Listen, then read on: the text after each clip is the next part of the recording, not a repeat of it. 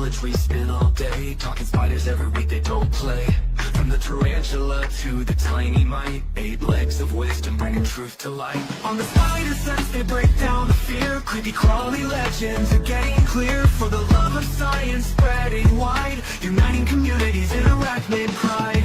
We tune in, listen up, let it right, feel the fascination flip overnight. Spider wisdom flowing through the airwaves, building bridges with the facts it pays. What's going on, everybody? Welcome to the 9th episode of the Spider Sense podcast. I am your host, Jen at Jen's Peculiar Exotics. Today is my guest, Kyle at Markham Reptiles. How are you doing today, Kyle? Pretty good, Jen. Thanks so much for having me. Yeah, I'm so excited to have you. I watched your episode with Ashley, and I was like, oh my gosh, we're going to have so much to talk about. Yeah, I was thinking the same thing. I've watched some of your podcasts too, so I was thinking the same thing. That's awesome. Yeah, so today, you guys, we're going to be talking about creating positive awareness for reptiles, arachnids, and animals alike. And what was our other topic, Kyle, that we wanted to talk about? We can talk about a number of things. I think positive awareness is great. We could do a lot just on that. I'm breeding white-lipped pythons, ball pythons. I'm selling some carpet pythons, YouTubing, got a lot of stuff going on. So we can touch on any of that, anything you'd like. Yeah, so let's start with creating positive awareness for our animals. And just like there's so much to it, and I'm sure you know that yourself. There's a lot of work that goes behind just like, keeping our own animals, doing our own research, but also like making our own videos to promote them on top of that. So what are some struggles that you have also faced? Sometimes staying positive is a struggle. I mean, we were talking about it backstage a bit. Sometimes people can go pretty negative with the feedback, and you have to remember that your mission is to stay positive. And sometimes that can be a struggle in itself. I've always been quick to defend myself in regular life and stuff like that. So it's hard sometimes not to feel attacked. You know what I mean? And then I have to remember that, I don't know who's behind the screen. This could be someone that I wouldn't take as seriously if I actually knew who it was. Right. And then also I have to remember what my mission is to begin with. So that's definitely something that I struggle with. Do you relate to that at all? I do, and we'll touch base on some recent stuff that's been going on with my Instagram in regards to my page and everything. So I recently posted this video of my Poecilotheria regalis because she's been hiding for weeks. She just recently molted, and she's one of those shy spiders. So when she came out, I was like absolutely stunned. I was like, holy crap, she's like 7 inches now. She was 6 inches big, and that's like a huge spider. Like when you see her in person, it's just like you're almost in awe. So like I got my phone out and I took a quick video of her, and I tried to do it in a way that wasn't going to disturb her, obviously, because when my animals do come out, I really appreciate it. I want to see them, and I want to respect that they came out to show me themselves in the first place. And so, and I made this video. It has like the Eye Monster music in the background, and it's all spooky and stuff. But like it was just like this, fun video that I thought I would post because I'm getting into reels more, and reels do attract more attention than photos do, which is why I'm starting to make more reels, because I want more traffic for my YouTube, obviously. But so what happened was like, we had a few commenters, and, they were curious, but they were polite, and that's totally fine. I was happy to answer their questions, give them information about my Poecilotheria regalis herself, like how she lives, just like that basic information, just so that I could pin the comment, and anybody that came on the post afterwards would be able to just, if they had that same question, they'd be able to answer it right away instead of just leaving all these people to wonder. I hate that. I don't like not answering like questions from people, especially like on my posts. I do know that Instagram likes it when you don't respond to people, which is probably like why a lot of people don't respond. But like when it comes to my tarantulas, I will explain as much as I can, because they are like such a niche thing and not everybody has the right information. But anyways, So people started fighting. They were harassing me nonstop about how I'm an animal abuser because my tarantula is in a smaller enclosure. It's half the size of the enclosure that I had her in before. I had her in a 10-gallon before because personally, I really didn't know how big she was going to be when I first got her. So I was like, the bigger the better. And also, I had plans to breed her anyways. So, and she was my first tarantula to breed. And one of the things you can do to, you know, because like I don't want my male to get eaten. So one way you can make sure that that kind of doesn't happen is you shark tank them inside the tank with the female, which is why I like the bigger cage or the bigger enclosure, right? So that they had room to cohabitate, they can do whatever they want, whatever they need to. And so and then like a few weeks later, you know, she had molted, and I was just like, you just don't really need that big of an enclosure. She just never came out. It's not like she was always out wandering. She was always tucked away in her hide after she found it. And so I was like, okay, I'll put you in something smaller, more secure.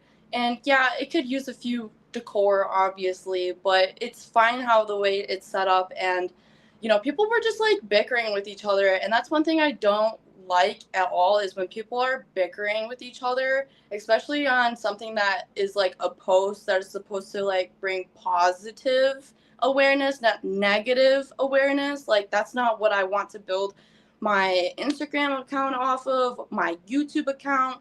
That's just like not the way I ever want to go. And like that's why I turned the comment section off, because I was like, okay, if you guys aren't going to be respectful to one another. And at that point, some of my friends felt the need to defend me, and I totally respect that, and I totally love them for that. But at the same time, it's just like, this is not Facebook. This is not the place to argue. I don't condone that kind of behavior. You know, either be positive, be polite, be kind, or get lost. I don't care. Like, unfollow me. Don't support me no more. If you really are that bad of a negative energy human being, stay away from our hobby and our people. Because before, you know, like before I started making reels, I always had the same consistent people. You know, they're all in the hobby. They all keep tarantulas. And so, like, it was nothing but positive energy and positive feedback. It doesn't need to be a negative place. It's already such a negative topic as it is. You know, we just don't need to add to it. So it's just, be positive, you guys. When you guys are commenting on people's posts, just be nice. I mean, it really costs nothing to be not like nice, and I don't even understand the reason to attack other people to begin with. Like, and you know, I had somebody reach out to me and make a very good point. Okay, so they sent me a picture of their terrarium that their Pure Gallus is in, and it's totally enriched. It's got so many hidey places. It's huge. It's spacious, and it looks lovely. Okay, but their response was, "This my enclosure looks like this, but I had nothing mean to say about the way you keep your animal."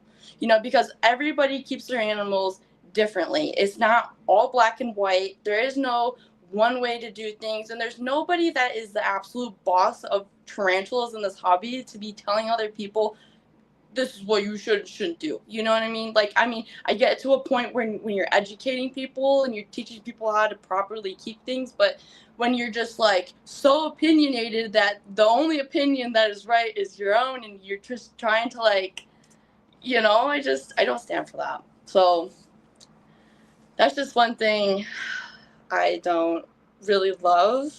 And I've been noticing it honestly becomes a thing when the more popular per se like your stuff gets, the more people, the more traffic you have, the more you're gonna have people just like hating on you or just finding reasons to get under your skin. And I've had other keepers that, you know, they mostly keep reptiles, and they've said the same thing. They had people attack them about their enclosure, the way they kept one of their snakes, and it literally almost made them not want to be on Instagram anymore. Like, and it's like people will literally harass you until you feel like you have to like defend yourself. But and I've also been always somebody that will never stay quiet. I will never let people walk all over me and talk crap about me, to me, or anything without me standing up for myself. You know, like I will always, I don't care if I look delusional, I'm going to stand up for myself. I have the right to protect me and my animals in any way. It's my peace, you know? And this, the whole hobby should just be a positive environment, you know? That's all I got to say about that. Yeah, no, absolutely. I think you touched on the fact that, it's already negative enough. You know what I mean? There's already a negative stigma that we're trying to get rid of. And why are we tearing each other down For when real. we should be building up, the world as a whole for what we're doing for arachnids, for reptiles. We should be building the world up as a whole. And Hmm. I'm just curious, was this person that commented, was this someone that actually followed you or just some random person? It was all random people. Yeah, It usually wasn't, those are the people. yeah, it wasn't anybody that I knew. Yeah, so like the more popular your stuff gets, the more you get those random people. And Right, then right, those are usually the negative comments, you right. know. And I've kind of noticed that the people that have been doing it for a long time are never the people that are giving you the advice, It's because not. not in the comments at least. Right. If they actually have something to say that can help you to better the health of the animal, they might message you about it. I personally don't, is I really haven't had people message me. I reach out to people and ask for advice that I know are really really experienced. But it's not someone that's been doing this for 20 plus years that's making that comment. No. So it's really people that really don't know what they're talking about, and they're not even following you anyways. Like I one thing I'm pretty good at is Instagram, and I've had a couple reels that have gone viral, and those are the ones with the most negative comments. For And real. it's just because I'm reaching people that I wouldn't otherwise reach. And Right. like I had a video of one of my white lip pythons. You know how I'm shooting endless videos of just iridescent scales. Oh, dude, but Uh, they're so beautiful. yeah, I'm like, I hope people don't get tired of me having 8 different white lip pythons and taking videos of them, being iridescent. I But enjoy them. thank you.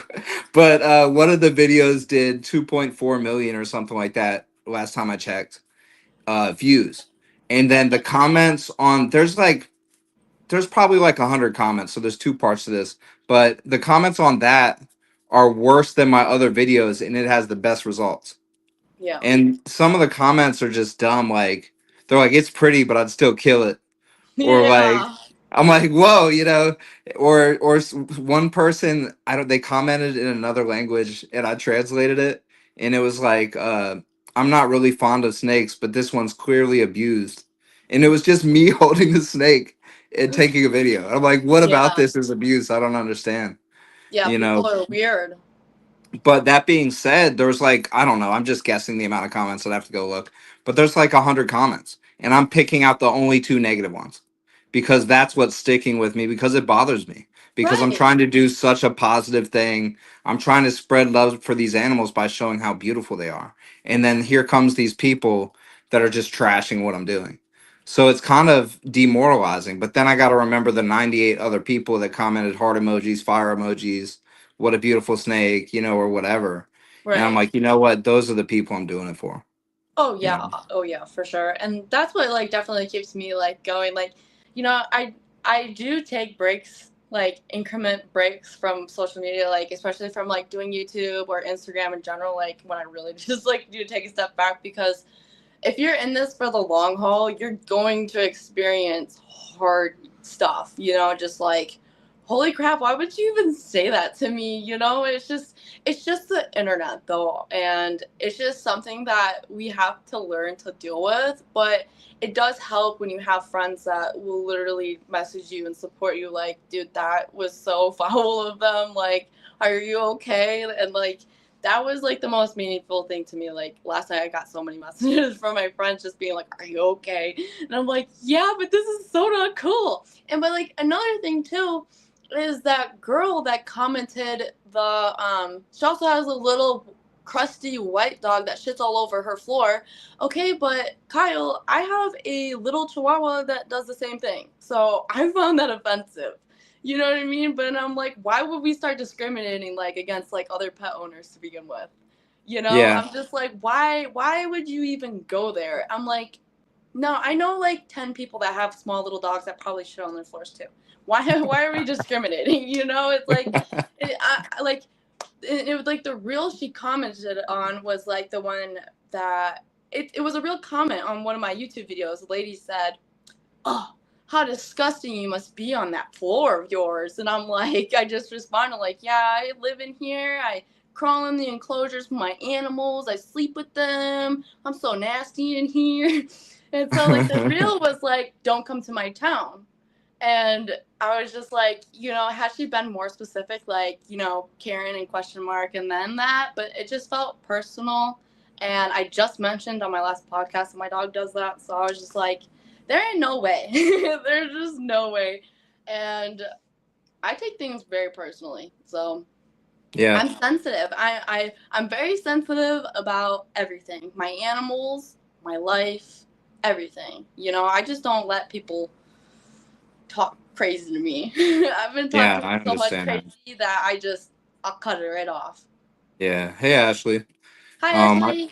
I totally agree with that because, like I was saying, in everyday life, if some person just walks up to me on the street and talks crazy to me, I don't treat them very nicely, you Right. know. I don't So, either. I'm like a total wild feral animal when people talk crazy to me on the street. I'm not even kidding. I'm like, let's go.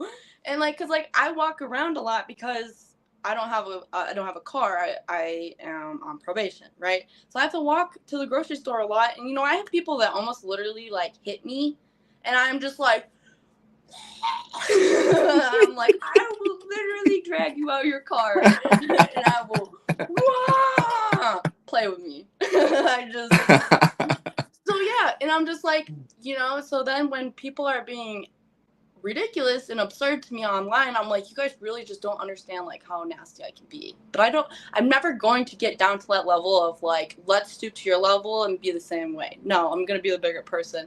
But like, yeah, obviously in our own home, we're different. You know, yeah, for sure. Yeah, we're absolutely. definitely I mean, why would you want to mess with people that hang out with arachnids and snakes all day anyways?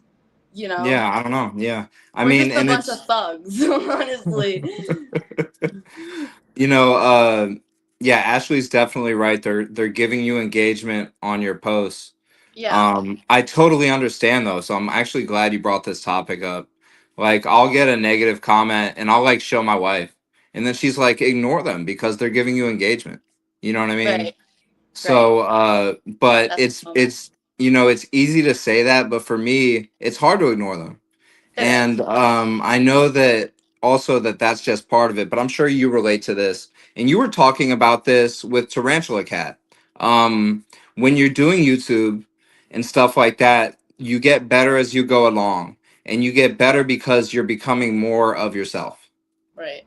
So you're becoming more Jen, I'm becoming more Kyle, and we're becoming more ourselves. So as we're opening up to the world, we feel vulnerable. That's so true. And yeah, and then it's almost like you feel like these people are taking advantage of you opening up. Yeah, And for then sure.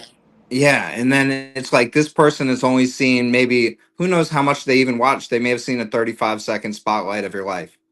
You know what I Right. mean? And that's it. And they're judging you off their perceptions mixed with that. You Right. know, and then they're writing this comment that is affecting you, you know what I mean?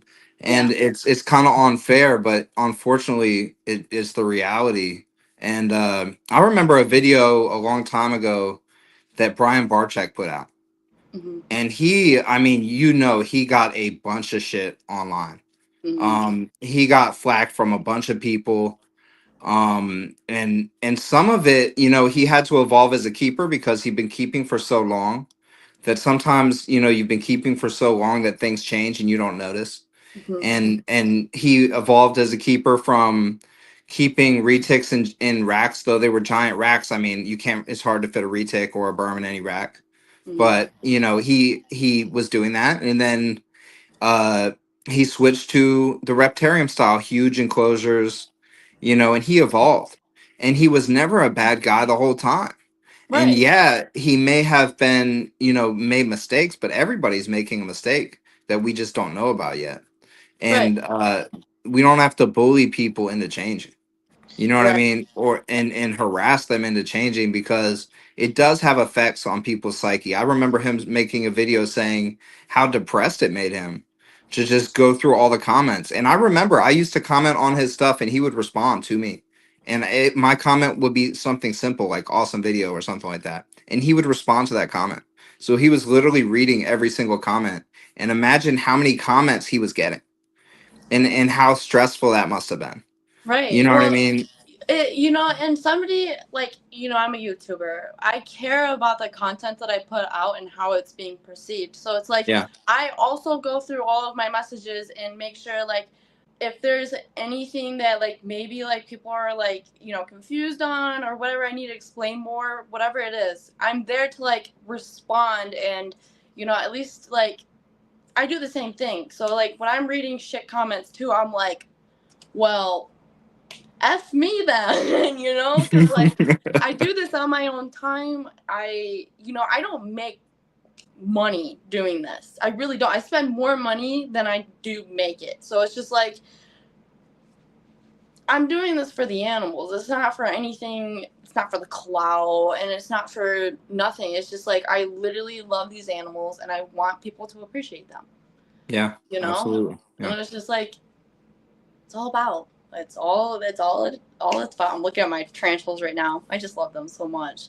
Like, and that's what gets to me is, like, I love my tarantulas so much that, like, when people do say I'm abusing them, it does, like, hurt my feelings, because, like I said, I'm sensitive about my hobby and my animals, and I'm just like, well, damn, So it does hurt my feelings, but I do have very tough skin, so it's not like I'm gonna quit the next day because people yelled at me. I've I've been in so many different situations that are just, like, not even compared.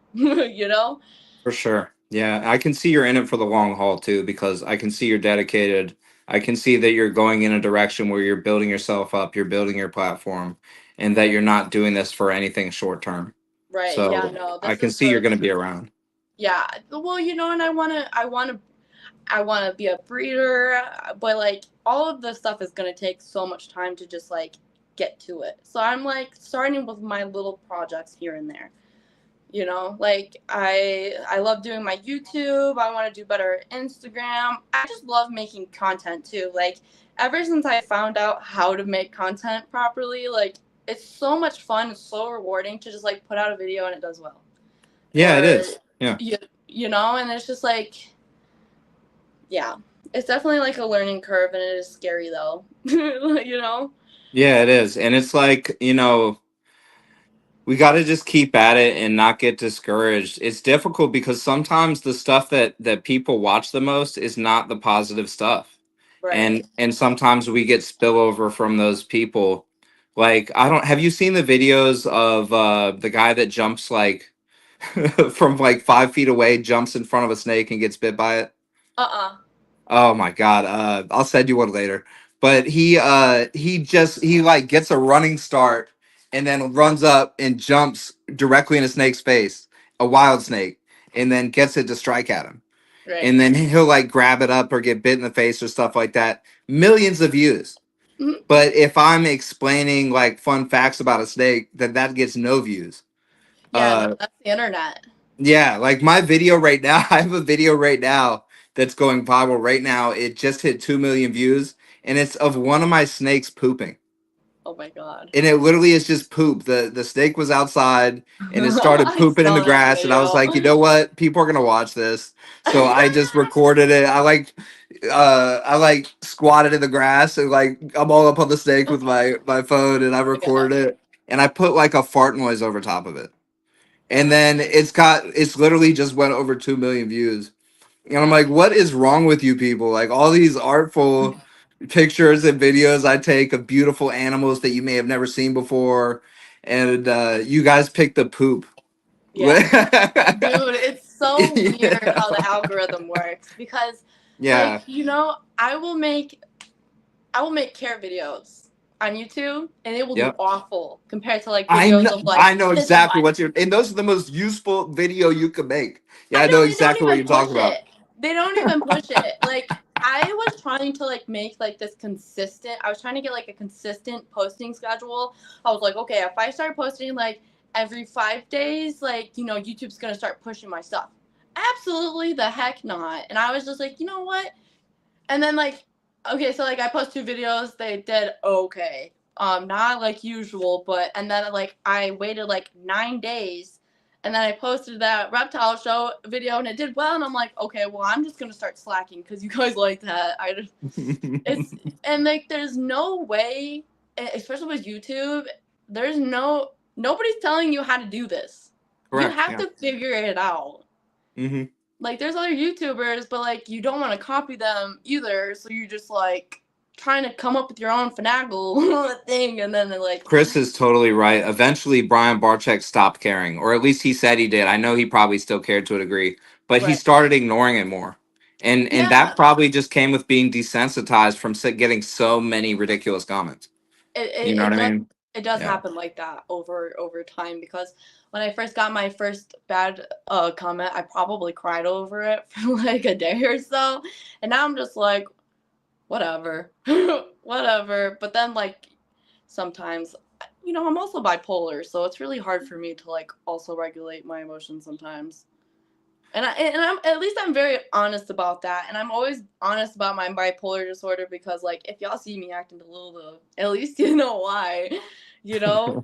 Like Yeah, I'm not absolutely. ashamed of being bipolar, but it affects my life a lot, and especially when I'm getting like so much hate, or just like I feel like people are just like yelling at me, and I'm just like, enough. I'm not the one, Yeah. just I'm such a nice person, please don't poke the bear. Like my mom would say, do not poke that bear. Like, Yeah. I'm not even somebody you can wake up in the morning. So, Yeah, my face is like a stone face for like the first hour that I'm up. yeah, and I'm like mostly German, so like majority of the time I'm just That's funny you said that. I RBF. think I think I'm like 75% German or something like that. That's Um awesome. yeah, my mom's father was full German. His last name was Kotzmoyer, super German name. My dad's mother was full German. Her last name was Schumacher. So I think I haven't done the complete math, but I'm pretty high percentage German too. That's awesome. Maybe we're a very serious people. Yeah, we are very serious people. Like I'm also like some other European. Like I won't say my last name on here because I don't want people to know my last name. But it ends in ski, and that's Polish. So I'm Oh, like okay. There's a also ski at the end. Yeah, yeah, I'm a Polak too. But it's my like last I'm name's literally out of the from bag. Warsaw.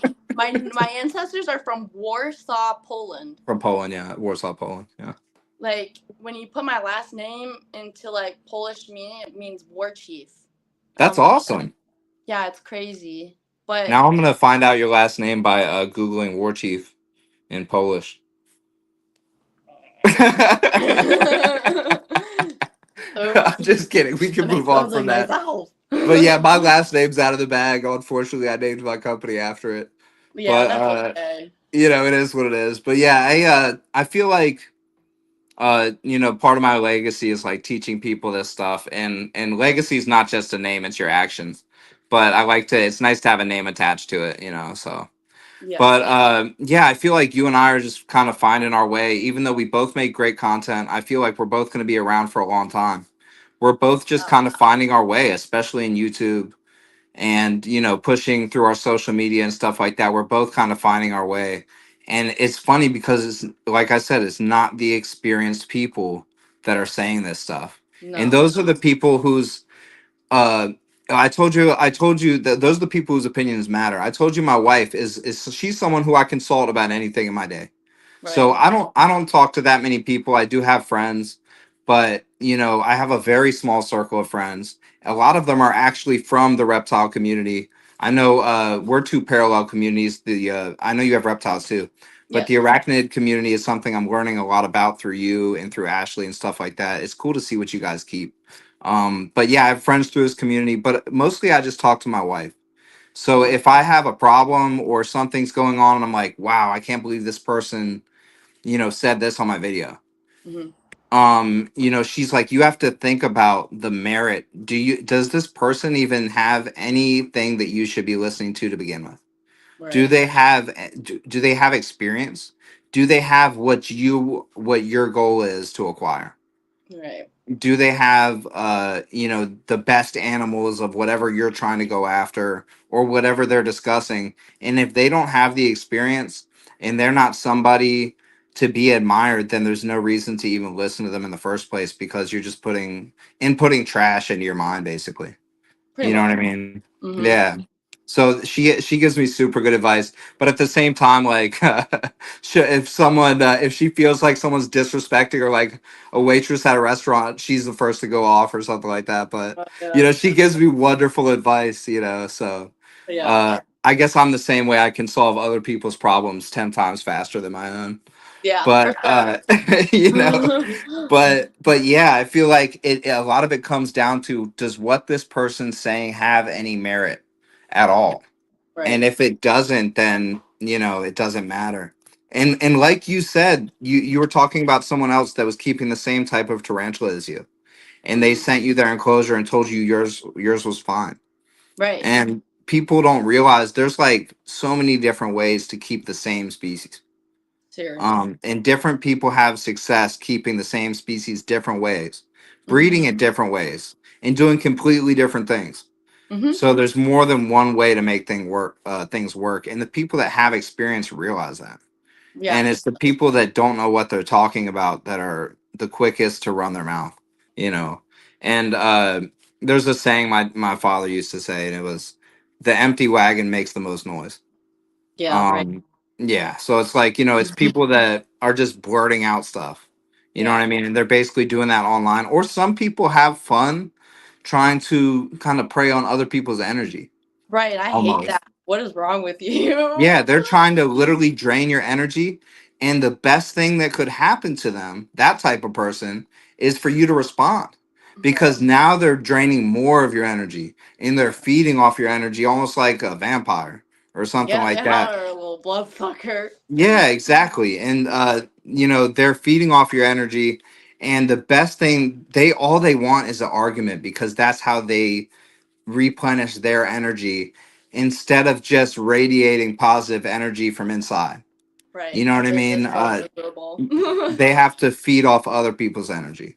Yeah. So, those type of people, the best thing you can do is just completely ignore them.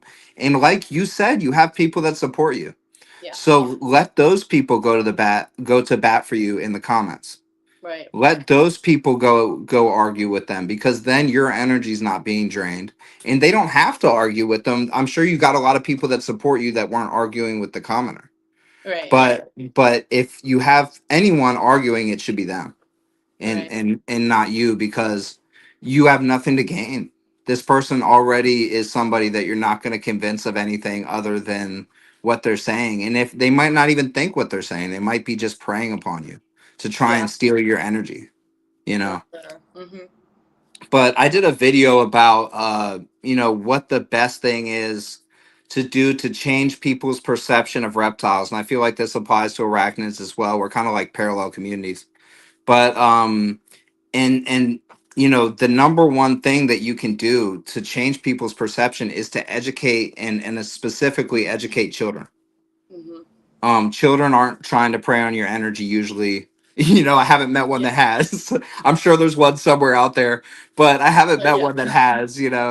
And they're just like sponges, and you can teach them, the next generation, how to love these animals, and that's what's important. That's And the what is other important. people that are just naysayers anyways, they don't really matter, and they're never going to change their mind anyways. Right. Yeah. Yeah. And So it's just a waste of time. that is something like like if I see something comment something like somebody commented this. I moved my female tarantula into a bigger enclosure because she starts getting restless during mating season. And I just like in my head I'm like, well, you have a male. And I'm like, how do you have this animal and don't know this? I He's just like looking for his girlfriend. I know, and I'm like, the thing has for hands, and I'm just like, I don't even know how to respond to people like that because I'm just like, I feel like I'm just gonna talk to a wall. Like there's definitely people that come at me like super sideways and I just won't even respond because it's like why would I even waste my breath to try and convince you of anything when you're Yeah, so for sure. already towards this point. So yeah, like there is a lot of times that like I am like I just won't even respond, but this like whole new getting harassed on Instagram thing is kind of new. So Yeah, for it's sure. definitely something I'll just have to get used to and learn how to have thick skin when it comes to people. You know, it's just like when you're on YouTube. You know, you get that first nasty comment and you're really upset about it, and then eventually you just get over it because yeah, you're right. Like these people have absolutely no idea what they're talking about to begin with. Yeah, and I mean, like, I don't know what else they said, but if the only thing somebody says is my tarantula, I moved it to a bigger enclosure because it keeps moving around because it's a male, but they don't know it's a male, but whatever. So they moved it to a bigger enclosure. That's their tarantula, and they're Yeah, observing their animal's behavior, and that's not your animal. You have a completely different animal. right. And the other thing with just Instagram in general is I have a reptile Instagram and a personal Instagram. So like my reptile feed is all reptiles. It's Right. reptiles, it's snakes, it's lizards, it's arachnids too, spiders, scorpions. I'm seeing animals. Sometimes polar bears will pop up, you know, lions, anything. Anything animal related pops up. But on my personal Instagram, it's like funny stuff I'm sending my friends and just like ridiculous, you know, foolishness that I've said it to people and stuff like that is Yeah. what my algorithm gives me. But if you look at any viral video of that type of stuff, all the comments are negative. I mean, Okay. every single comment is just making fun of whoever's in the video or stuff like that. So that's kind of the atmosphere that you're dealing with to some degree once you go outside of your people. So Right. your people are like the arachnid reptile community. And then once you have a popular video, you've now reached outside of those people. So Right. you're getting some people that are just like, you know, completely different than what you've been dealing with. Right. But I mean, and it can even happen on videos that are getting a couple thousand views. You're reaching people that don't follow you. You Right. know what I mean? Like I had a video of my boa and then she was kind of like bent like this, like almost like she was doing like the Cleopatra like walk, you know, Egyptian dance or something. But she was just backwards in her enclosure, and I was like, you know, what's she doing? You know, wrong comments only. And then I put it on YouTube and I put it on Instagram. And on YouTube, it only got like I don't know 1,000 views, maybe a little more than that. But somebody was like dying, and I was like, oh my god. Yeah. I don't No. want to think about my snake dying, you know. But that's not a snake person. And the comment was Mm-mm. funny. Like it's making me laugh right now. You know, Yeah. they meant it as just complete foolish, you know, a completely ridiculous comment. And that's exactly what it was. You Yeah. know, so I just put laughing emojis. You know what I Right. mean? Mm-hmm. But it was funny, you know. But but yeah, like some people, like that person that told you about their enclosure, they might have completely good intentions, but that doesn't mean you need to take their advice either. And Oh yeah. all I would say to somebody, as long as they weren't disrespectful, is that's nice, you know, good, cool. You know what I Yeah. mean? And Yeah. then No. just leave it at that, you know. Yeah. I definitely had some people reach out to me with different ways to rehouse her, and I just politely said like I'm not rehousing her. Why did they reach out to you? um. Just because they're a friend, and you know they saw what was going on with the post with their regalis, and just thought they would offer some information. Yeah. I mean, you know, something else about this community is everybody likes to be an expert. You know what I mean? And the reality is you're an expert on your stuff, Right. your animals. You know what I Right. mean? And when you know your animals, you see your animals' behavior, and over time you become an expert on your stuff. Right. And then, you know, if I was to go get some species that I haven't had before right now, I'd have Hmm. to learn that species completely from scratch. Right. And or even a different animal. Like I just got 6 new snakes yesterday. Oh wow. And then some of them are the same species I already have. And Hmm. they act completely differently. Like I Yeah. was just messing around with this male white lip python that I got yesterday. And he is huge for a male. He's probably in between 6 and 7 feet, and I went to pick him up today, and he was in full strike position, ready to nail me. And then I just put like I was telling Ashley about this trick, but Maybe I should make a video of it. I don't know if people even want to see it. But I took like paper towels and I actually I held two rolls because he's so big. But I put one like here and then I put one here and I just covered his face up and I picked him up and then he's like bucking and making noises because they're super vocal. Yeah. Uh, and it's kind of like it's not like they're really that stressed out, but it's almost like they just want to argue with you. You Yeah. know, the snakes like that have an attitude of that species. Oh yeah. But I have him and then I have a female the same size that's just like a puppy dog. She's just like puppy dog tame. I can hand her to children Oh and I yeah. don't even have to worry. But meanwhile, like this guy's acting like he's trying to tear my head off. You know, Yeah. and he's the exact same species. So if I only had one and I'm giving someone advice based on, you know, the male that I have that'll try to rip your head off or the female that's just completely relaxed, that's completely different advice for a completely different animal. You know what I Right. mean? They Yeah. behave completely differently. Hey, Jaleel, what's up, man? But yeah, I mean, it's completely different, you know. So you're really an expert of your own animals, and people forget that, you know. Yeah. Yeah, for sure. Like, and like my postal terrier regalis female, she is like her own individual. Like, people say like they're always out, and you know not her. She's always hiding, she's always in her den. She's like a freaking hermit like I am.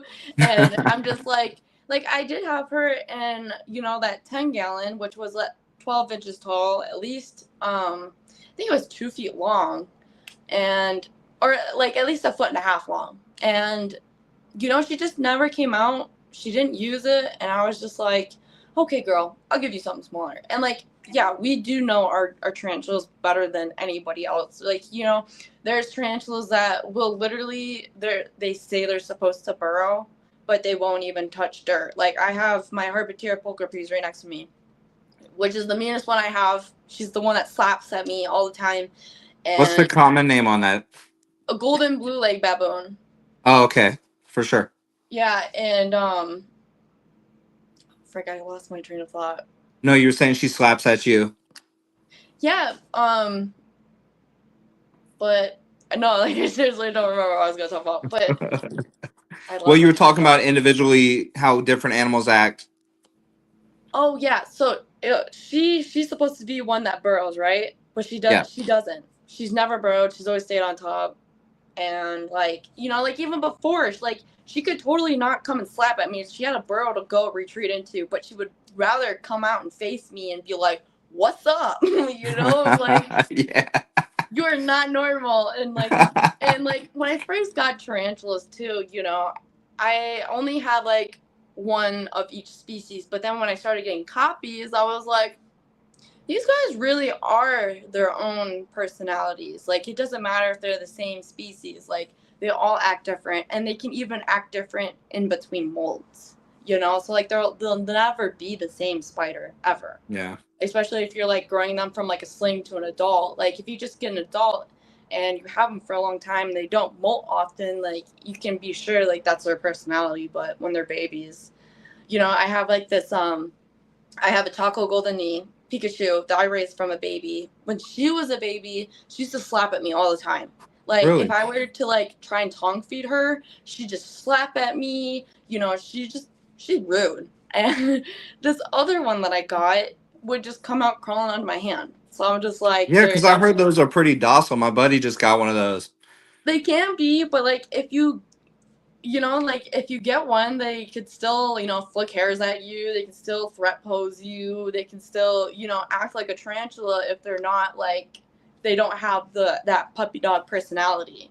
Yeah, exactly. Yeah, I mean, I've gone and toured people's places, like my friends at Showcase Serpents. They probably have like 500 plus ball pythons, Wow. adults, and that's without the babies, you know. And then they had this confusion. It was like a confusion clown. But anyways, this confusion gene is supposed to be more defensive. And sure enough, they brought this animal out, and it was like up like a cobra, and it was a ball python. Oh my And I gosh. was like just laughing so hard because it was comical, you know what I mean? Yeah. Watching that type of animal, you know, have some spice to it was pretty funny, but it does depend on the individual for sure. Yeah. I have one tarantula So not a whole lot of tarantula experience. I've been keeping it for a couple of years, but like I said, your experience comes really with numbers to me. So I would never say I'm like experienced with tarantulas, but I have a T steer me, a Cool. burgundy Goliath bird eater. Yeah. And that was my first tarantula. I literally got it because I got my nephew a desert blonde, and I was like, since I'm paying the shipping, let me just go ahead and get myself something too. Um,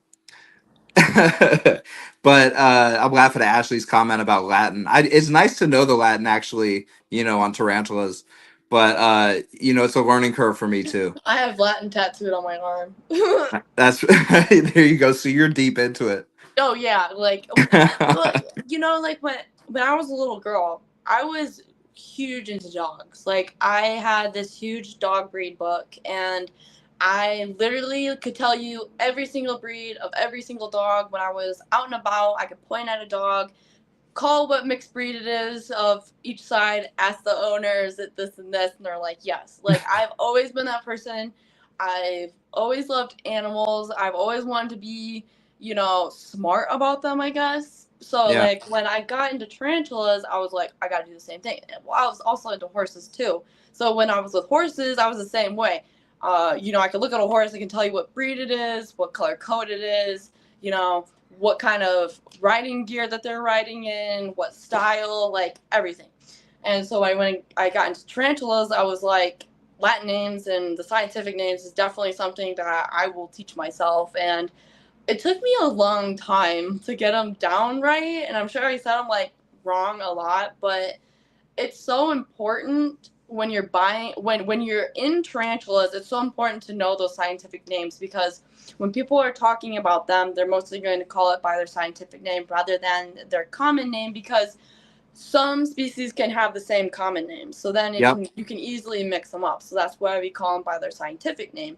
And then also when you go to buy tarantulas off online, all the breeders have them listed as their scientific name. So if you don't know what you're looking at, how the heck are you going to buy a spider, And do not, if you guys are new to the spider hobby, do not just go online, scroll through, and then find the prettiest one and buy that one. Do not do that. There's just so much more to it than just buying the spider, bringing it home, and calling it your pet. There's old worlds, new worlds, urticating hairs, medically significant venom, non-medically significant venom, fast spiders, slow spiders. I mean, there's just so many different options of spiders. There's for sure one for everybody, but you have to do your research. Yeah, for And, sure. Yeah. and especially if you're going to go around educating other people, you Mm-hmm. have to know what you're talking about. Because, like, I would really hate it to, like, you know, be on YouTube, tell these people you should be buying spiders, and then have people that go buy a spider, didn't do any research, then they got this big spider threat posing them in their house, and they're like crapping their pants and like, I can't deal with this thing. And then like, the spider's like, well, now I'm suffering because you people are so scared of me. Like That's maybe true. they stop feeding it, maybe they're not even watering it. I'm like, no, like it matters like who your audience is and like who is actually buying these things. And like that's why I always leave my DMs open for people that like they want to get started but don't know exactly how to. Like I have 1,000 links and 1,000 different people like I can point them to with discount codes. You can go here, this is how you do this, this. I'm definitely that person. I want everybody that is going to get into this hobby to succeed. I don't want them to fail. I don't want them to get a sling, it dies, and then they never want to come back to the hobby again. That's just, like there's so Yeah. much good stuff get from these animals, not even from like, doing anything with them, but just like keeping them. Like as a person that suffers from mental issues, I benefit from having my tarantulas in my life. Like before I had them, I was a pretty down, depressed, sad little person. Like I literally I didn't know what to do with my life, and I was just like, and then I got into tarantulas, and my life was so much better. So I think we all do that to a degree. We use this as sort of a form of therapy. It's therapeutic, dealing with the animals. And I think that comes from just focusing. We're focusing on the animal, and we're kind of clearing our mind of everything else. You know what right, I mean? and Right. just focusing on that animal. And, that is probably the therapeutic part about it. But yeah, like you're totally right. I was talking about my T steer me. So like um it's first of all, it is different on different days. I test its attitude all the time. Oh yeah. It acts completely different one day from another.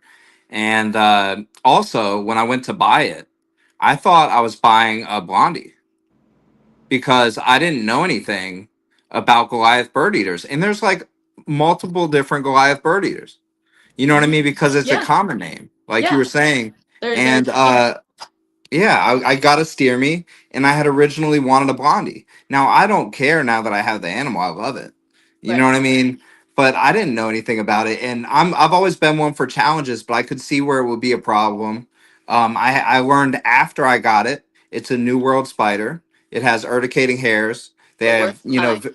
very large fangs, and they're one of the only spiders that can make a growling noise with their Yeah, legs. they get 12 freaking they get a They get foot the size of a dinner long. plate. Yeah, exactly. And that's the only thing I knew. And that's why I got it. I was like, you know what? I kind of just wanted like a badass spider. You know Hmm. what I mean? And not to fall into the the mold. I was watching, I think it was your podcast with Tarantula Cat. You guys were talking about how like there's guys that make everything seem so badass, Oh and then yeah. you guys, they try to at least, and then like you women come in and make it all like cute, and Yeah. then make cute reels about it and like put a hat on it or like Yeah. different stuff, I think that's totally cool because I think that a lot of these animals really aren't as bad as people think. Like even the Goliath bird eater, I'm sitting here like preparing to get it, and the only videos that are coming up are like Kings of Pain, where the guy's like gripping the back of it and like forcing it into his hand to try and like force it to bite him. And Yeah. then I'm like, is this? I'm like, the spider's taking a really long time to bite this guy. They must not be that bad. That's crazy, cat. But they must not be that bad. But like, yeah, I got it, and then I'm like, man, this animal is just like scared. You Oh know what I yeah. mean? This animal's Yeah. scared of me. You know what I mean? And that's the only thing. And like I have a retic. Like retics were on Kings of Pain, and the dude like he got bit, and then teeth came out in his arm, and all I'm thinking is like that must have hurt that snake so bad. You know Yeah. what I mean? I For don't care real. about No, your arm, dude. Like they you don't did even that on purpose. consider You the know? animal. Right, exactly. And then Yeah. that like but how many millions of people watch Kings of Pain, and how many people are watching me lovingly handle my retic that's never struck at me once? Right. You know what I mean? So it's Yeah. like we got to just continue and keep going and educate people. Jaleel was just commenting, right? Mhm. Jaleel keeps venomous stuff. He has like gaboon vipers and stuff like that, Does he rhino have vipers. cobras? I don't know. I've seen him work with cobras. I don't know if he personally has cobras, but I know he's worked with cobras. But yeah, he has venomous stuff. So like he actually set me up on a tour that I did. He sent me to my now friend Colin. I went to his house and did a tour, and he Yeah, has I a mean bunch of you did. venomous stuff. So I was like, Colin, you guys, you venomous guys know the scientific name of everything. Like, how do you guys remember all this stuff? And he was like, dude, if I get bit, I need to tell the doctor what snake bit me. Yeah. And I was like, I never thought of that. You Yeah, know what I no, mean? for It's real. literally a complete necessity to Yeah. know the scientific name. So I Right. could definitely see learning scientific names. And I know the scientific names of the stuff that I have. Jaleel, that's awesome, dude. That's so A cool. I king love cobra. those. Yeah, those are badass snakes. I mean, Dude, I want uh, one so bad, but yeah. if I get one, it's gonna be a boy, so it doesn't want to murder me all the time. Hey, Jaleel, I know you're commenting and stuff and you're not literally on the podcast, but I just want to know, do male or female king cobras get bigger? Because I know most snakes, the females get bigger, but I thought with king cobras, the males get bigger. So I was just wondering. But yeah, so with the venomous keepers, they have to know the scientific name. And with arachnid keepers, you have to know the scientific name to get the correct animal Yeah, or to have people know which animal you're talking about. for You know real. what I mean? So Hmm. I completely understand why people are using scientific names in both of those areas. It makes perfect sense, you Yeah, know.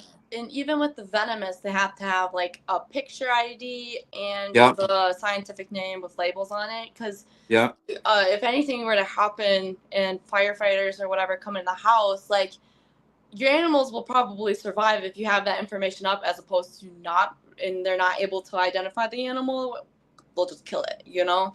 So that's all, that's super important. Yeah, I it did want to depends touch, where you live too. So that's like a permanent place. There are places with even less laws where I don't even know if that's required. But right. like a place where you have a permit, yeah, you gotta have a picture, you gotta have the scientific name, you gotta have your book of bite protocols and all that different stuff, ready for an emergency. Yeah. Yeah. Yeah. I did want to touch on, I think it was Yer commented about the domestication of tarantulas. So there is two types of tarantulas. There's wild caught and there's captive bred. Captive breeding is how we are domesticating them. It's like a natural way of domestication by breeding them in captivity, raising them in captivity, as opposed to the ones that are outside and they're picked up and brought in.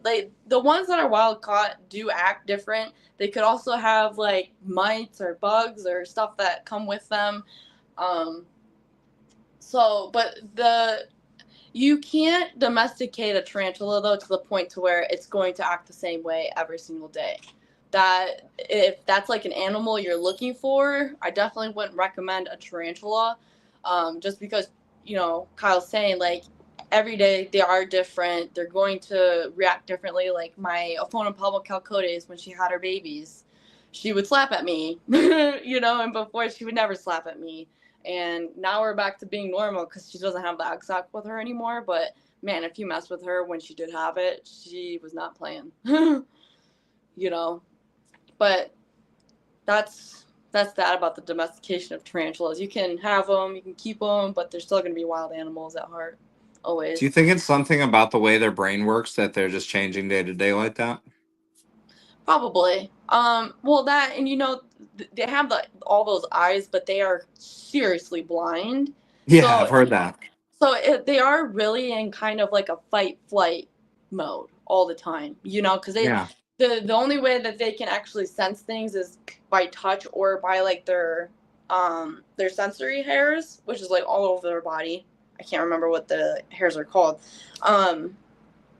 But like, like they don't understand the world around them like a jumping spider would. Like, jumping spiders can see very well. They can remember you where your tarantulas can't. I have noticed that they can be, like over time, they'll get used to certain things like your footsteps, your vibrations, stuff like that. But like when my tarantulas come out crawling towards me, I definitely don't think that they are like, "Hi, mom. How you doing? Pick me up." No, Right. that's not what they're saying. They're literally like, "Oh, I feel the wind on my legs. I'm gonna go check it out. What's going on?" Yeah, That's about him. absolutely. Ooh, a dream snake. I know exactly what snake she's talking about too. Oh yeah, I won't spoil it, but but yeah, for sure. Jaleel is going to be a great mentor. Yeah, I thought so. I thought so. Yeah, I've definitely seen some huge females too. That's cool. That's cool yeah, that that species the males get bigger. But yeah, yeah, like my T steer me is wild caught, and I got wild caught like I said because I didn't do enough research. Now, I'm a special case to where any animal I get, I'm dedicated to it. You right, know what I mean? So I did know that. So it's not like I just never had any animals and just stumbled into getting a T steer me. You know what I right. mean? No, It was you something I have background. knew. Yeah, I was like, you know what? I have an enclosure. I have, dedication, so I'll take care of the rest. Right. But that's not something I would recommend anyone to do with any animal. And I don't think I've done it with any animal since. I've always prepared and stuff like that. Yeah. But yeah, it's actually a really entertaining animal to observe. I mean, it does it runs around. I've been taught that it's a male. Mhm. Um, it runs around looking for a mate like all night. And then I'm just like, dude, what are you doing? Like, he'll just I be have like halfway up boys. the wall, or like, just he'll be doing the weirdest stuff. Or for some, I don't know why this was so fascinating to me, but it always fascinated me when I catch him drinking water. Oh, it's so cute And what you do. yeah, I'm just like, You I don't would know, it never makes think you, that you would see a it's tarantula relatable. drinking. I think just because it's something we do too, I'm like, this It is. animal is just drinking water, just trying to live and be chill, Mm-hmm. so that's pretty cool. And for the most part, I leave them alone. Like, as I'm sure that they're terrestrial, so you really shouldn't be holding them all high up in the air, anyways. Mm-hmm. And they can be defensive, so you're not going to be holding them all the time, just because of that as well. Yeah. But yeah, it's a cool animal to observe. So I guess it Mm-hmm. depends what people want. But like the desert blonde that I got for my nephew, they are some of the most easily handleable tarantulas from what I've heard, and his certainly was as well. My friend actually, his name is Willie Morris. He's a really cool guy. I don't know if you've seen him, but he put out a video on YouTube the other day where he actually he went to go buy one tarantula, and then he ended up buying four, and then he surprised his girlfriend. I believe she's still his girlfriend, not his wife, but he surprised his girlfriend with all of them, and he bought all tarantulas that were handleable, and one was that Chaco Golden Knee that you're talking about, and they're pretty and they were really cool. So that I was thinking, like, my wife is terrified of tarantulas. Mm-hmm. So obviously, when I got this crazy acting wild caught T steer me, she was kind of like, "What are you doing?" You know what I mean? Yeah. So I remember one time I was like transferring it for some reason, and it flicked hairs, and she was itching for like 3 4 days. And then she's like, she's like, "You and your damn animals, like, I hate all of you." You know how sometimes you get mad and you say stuff that you actually mean. Yeah. Yeah. But no, she's pretty good with the animals. But like, I was like, what if I got a tarantula that was more handleable? Maybe she would change her perspective. Oh, You know what definitely. I mean? So I Definitely. was always, what do you think is like a handleable tarantula? Definitely the fawn and pummel calcotes. Definitely that grandma soul poker peas and curly hairs. But I can't promise you that they're gonna act right. Because it depends on the individual, right? Yes, yes, it always does. And especially if you get like a sling, get her a sling. Get her a baby, something that she can grow with. And like as a woman, like I love getting the babies because I am such like a nurturing individual that I was just like baby. So like it was easy for me to appreciate them at their small size, and like now when they threat pose me, it's not bad and I know them so well that I'm just like okay. you know, but definitely get her something small that she can grow with. Those and the grandma soil poker piece grows at a decent rate. The curly hair grows. What's the common name on that? Choco golden knee. Oh, that's the Choco Golden. Yes, yep. And then the curly hair, and then the phonopomycal coat is if you get like a tiny sling, it's gonna take forever to grow. What's that? So What's the common name on that one? the desert blonde. Oh, that's the Desert Blonde. Yeah, I mean, I regret getting my nephew one. I got him a sling, and first I asked his mom, Mm-hmm. "Is it cool if I get him a tarantula?" Right. And then she said, "Yeah." So I got him a tarantula, and then I was like, "At some point, it's gonna molt." You know what I mean? And when it molts, it's gonna flip upside down. Mm-hmm. And I told him like over and over again. Maybe I should have told his mom too. I don't know if she was looking for an excuse, but she threw his tarantula in the trash. She threw his tarantula in the trash that I literally gave him for Christmas, and because it molted. So she took his tarantula because it was molting. He was like, it looked dead, and I was like, man, I told you. I don't know if I should have told his mom. I don't know if it would have made a difference, but she threw it in the trash. So I'm like, you know what? I'm not getting any more kids pets that aren't my own kids because I know that the backup is I'll take care of it.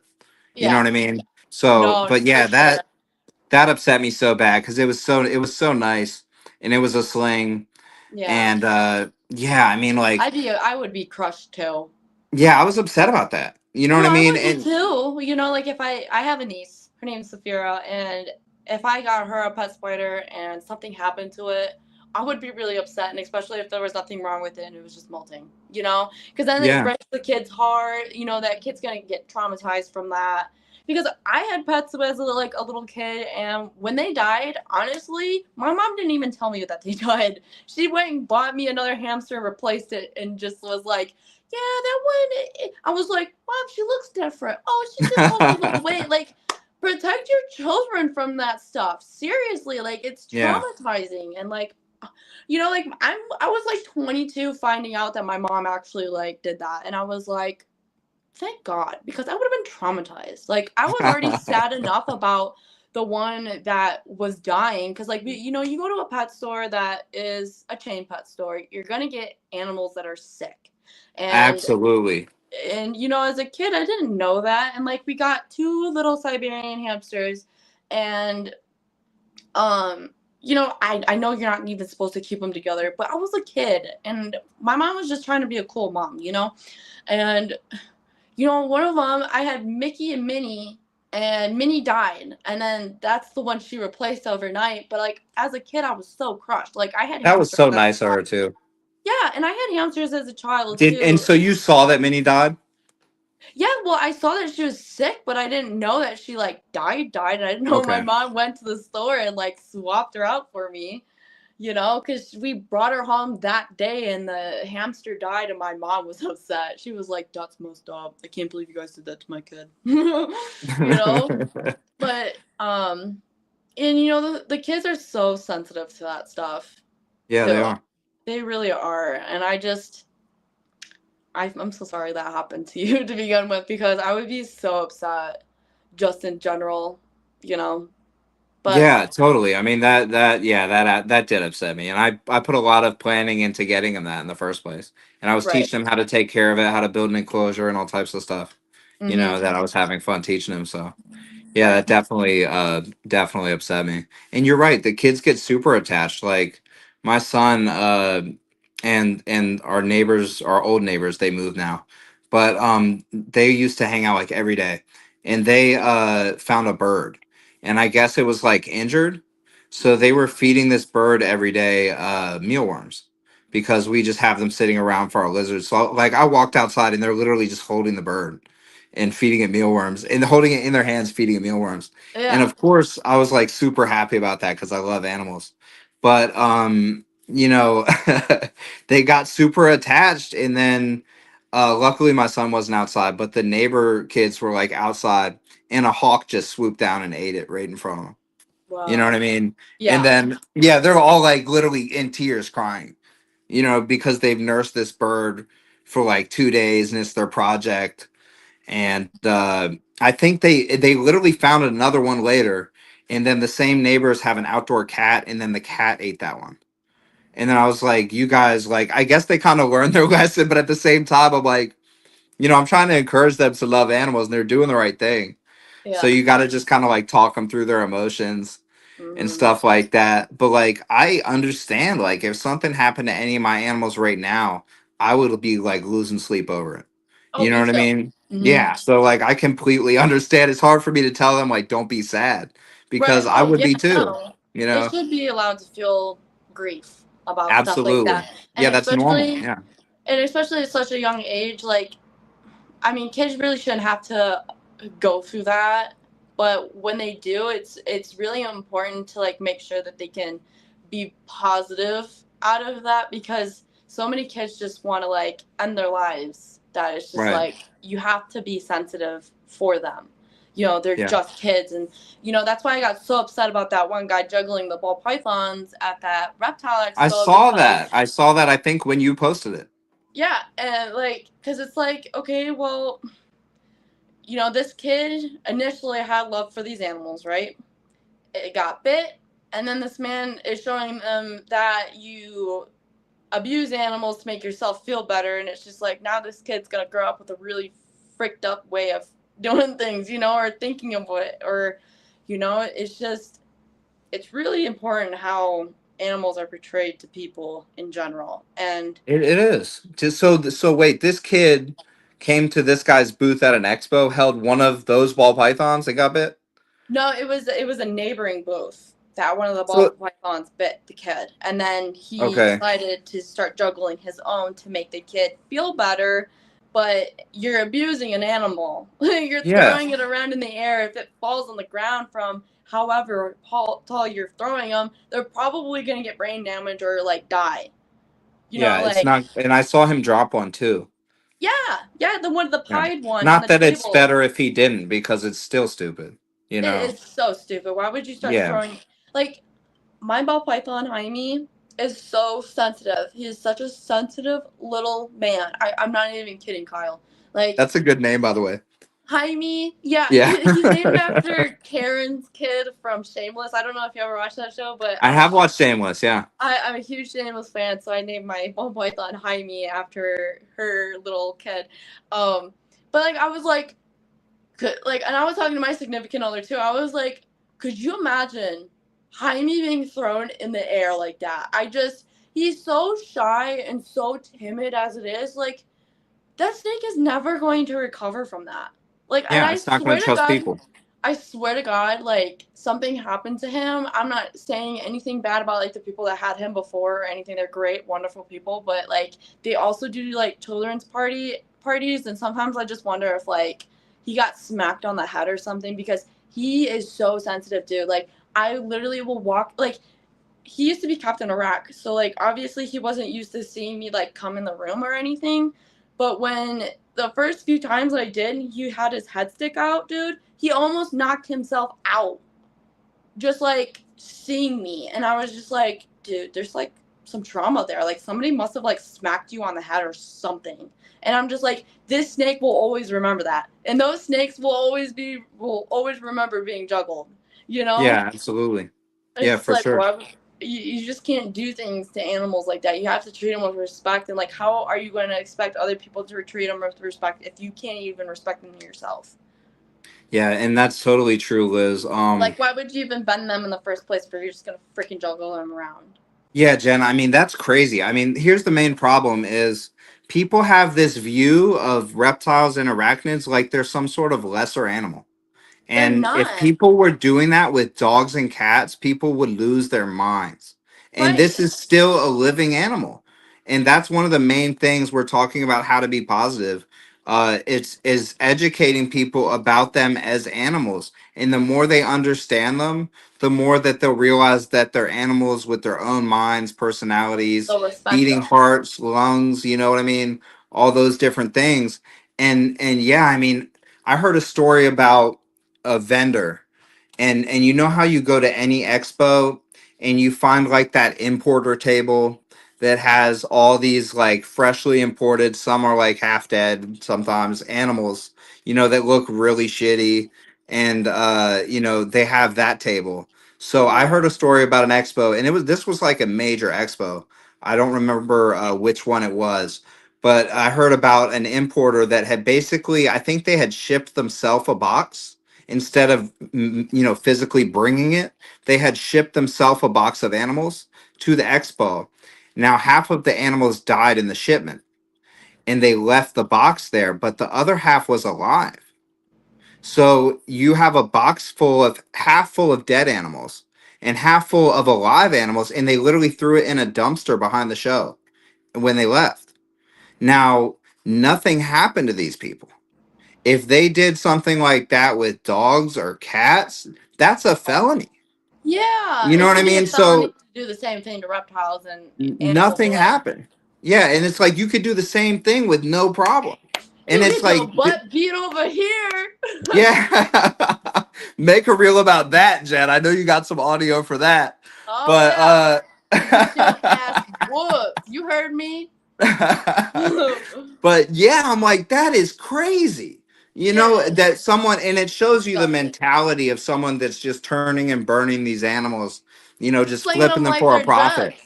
Yeah, they're Sling. trash because to this person, they're not living animals. No, They're they're just a just money dollar to them. sign. Yeah. And they're like, you know what? These ones are ruined anyways. They're just throwing them out like produce or something. You Right. know what I mean? And it's crazy. You know, Yeah. they're No, literally for living real. animals that are in a torture type situation, and no one cares because people don't think of animals that aren't furry and mammals as relatable because we don't see them as animals for whatever reason in our brains. It doesn't click. You know what I Well, mean? Unless we have a lot of time spent with them. you know. Right. Right. And that's the crazy part too, is like even with dogs and cats, they're so emotionally available at that level, like that people don't even understand that they are. That like you could yell at your cat and it makes them sad. You yell at your dog, it makes them sad. Like they are literally people. Like I've been around animals my entire life. And I don't care what people say, they're like humans.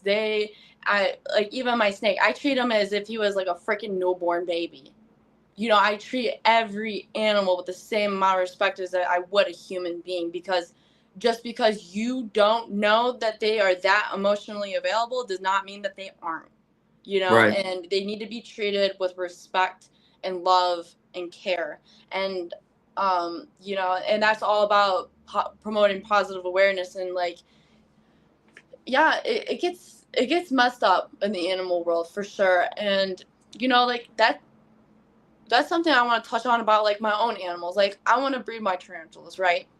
But I don't want to breed them to the point to where they're my literal freaking incubator, like egg incubators that I live off of, from making a living from them, having babies. Like that is never something I'm ever going to do with my animals. Like this egg sac that we just got from my desert blonde, I don't even think I'm gonna breed her after this. Like she's already old, and I'm grateful for the eggs that she gave me, and that, you know, I can share with people that people are really interested in getting.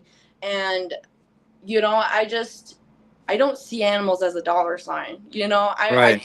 I want to breed them because I want there to be more captive bred slings available for people to buy, rather opposed to them going to the wild and picking them out of the wild. But like never am I ever going to make it so that these animals are literally like producing eggs just so I can make a living. Absolutely not. I will work other jobs before it even becomes that. You know, it's not about that. It's literally, I love these animals. I want them to flourish in captivity. I want people to enjoy them in their homes in a good way, that everybody can be happy and we can all share the love that we have for these freaking animals, because that's what it's about. Absolutely. You hit the nail on the head. I mean, if anyone's in this for any other reason besides the love of the animals, they don't really need to be in this, because I feel like if you're in this for the right reasons, there's no possible way that it could become about the wrong things. Right, It's exactly. always going to be about the right things. And the cool thing about what we're doing with YouTube is the fact that YouTube, yeah, we're not big YouTubers yet, but we're on the way. And YouTube, you can have a lot of influence over a lot of people, really widespread outreach. And also, you don't have to rely on breeding animals exclusively. If you can make some income off YouTube, you can do what you love, and you don't have to rely on just selling as many animals as possible. You know Right, what I mean? So I really think that you can have more of an impact, and you can rely less heavily on just pumping out animals. You know right. what I mean? If you're But doing things like YouTube and stuff like that. right, but I don't want to be rude to anybody that does breed reptiles or that does breed tarantulas, because you know, like my breeder friend, for example, like he has four different females of the same species to breed, so like he doesn't have to breed the same ones over and over again in a way that it's going to damage their health. Like, you know, they're going to drop one egg sac that year, and cool, like, you know, that's what it's going to be. But you know, it's not about dogging out an animal to make a profit. Right. Absolutely not.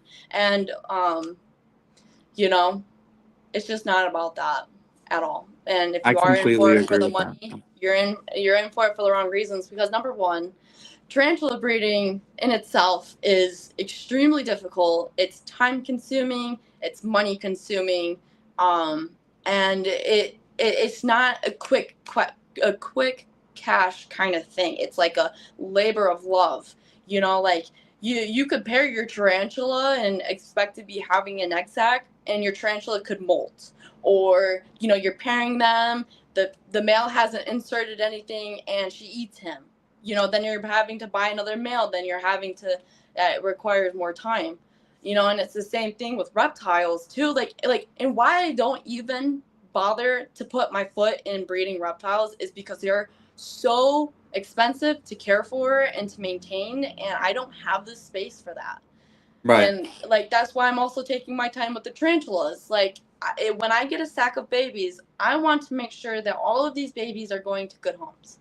I don't care about wholesaling them to anybody. They are my babies, and I'm going to make sure. I don't care if I have to hold on to them, some of them, for the next year or two. And I do plan to keep some of them to grow up so that I can breed them in the future, so that in 10 years I have my own crop of Aphona Palma calcoides babies to contribute to the captive the hobby. You know what I'm saying? So there's Yeah, just so much no, to for it. sure.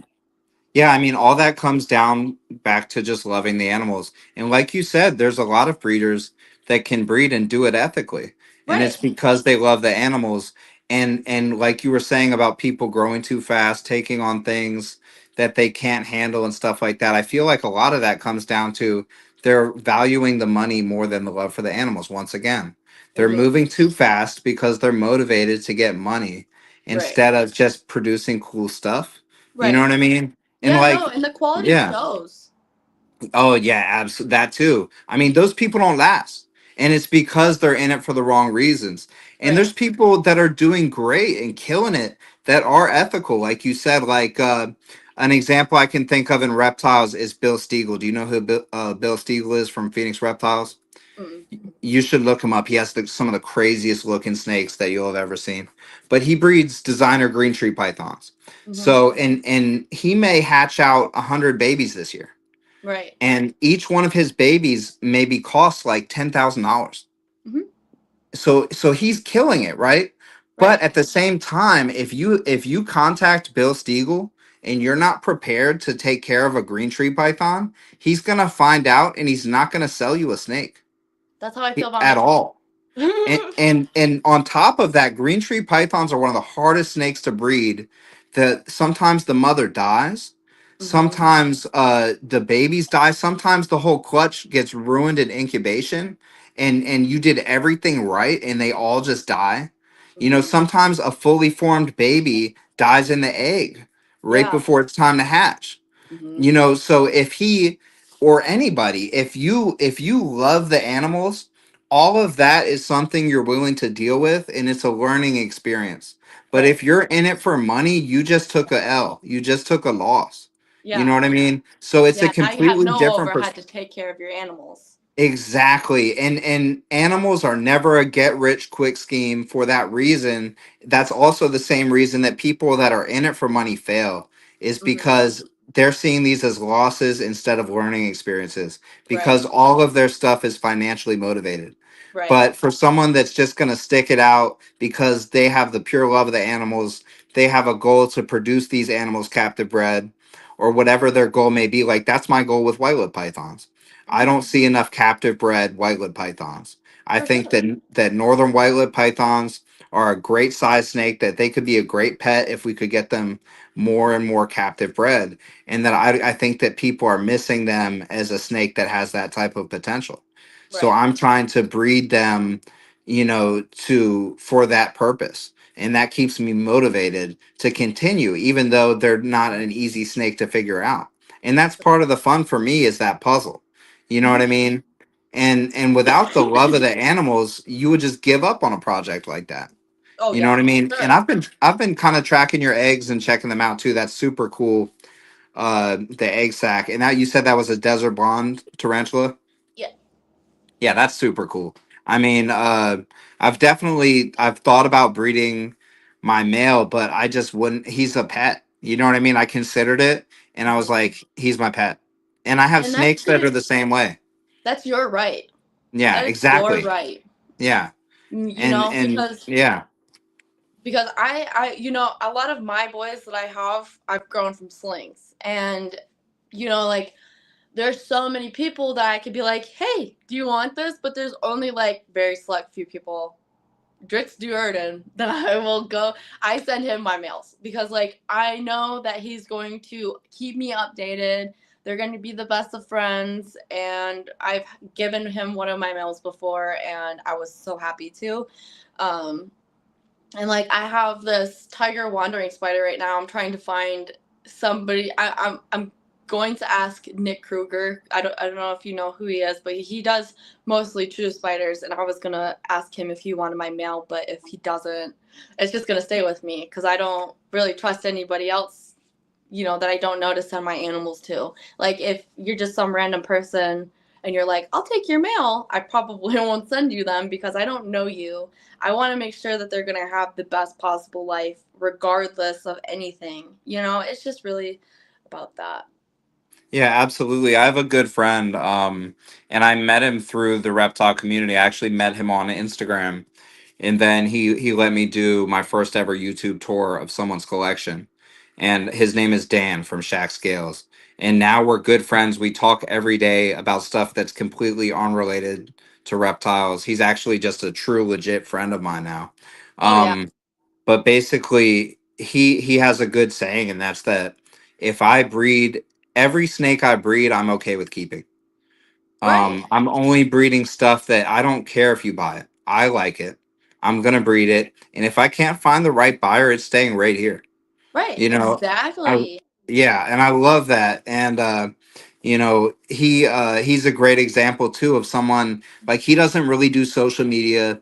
He collabed me on some posts when I did another recent update tour with him, and I don't think he's checked his Instagram since. Uh, and he could care less about any of that.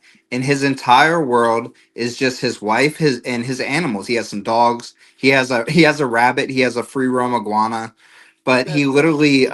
spends all his time with his animals, and that is his entire world. And like, oh, I don't know if I want to. I guess I'll talk about this, but this is a subject because we're talking about people like get on you with negativity. This Hmm. is a subject that draws a lot of negativity, but I do have opinions about it, and I Let's think hear it. sometimes we have to our options as far as do we jump into this subject knowing it could have some negative feedback because it's that important, or is it not important enough to jump into? And I think that sometimes this is one that's important. But him and I were discussing the Burmese pythons in Florida.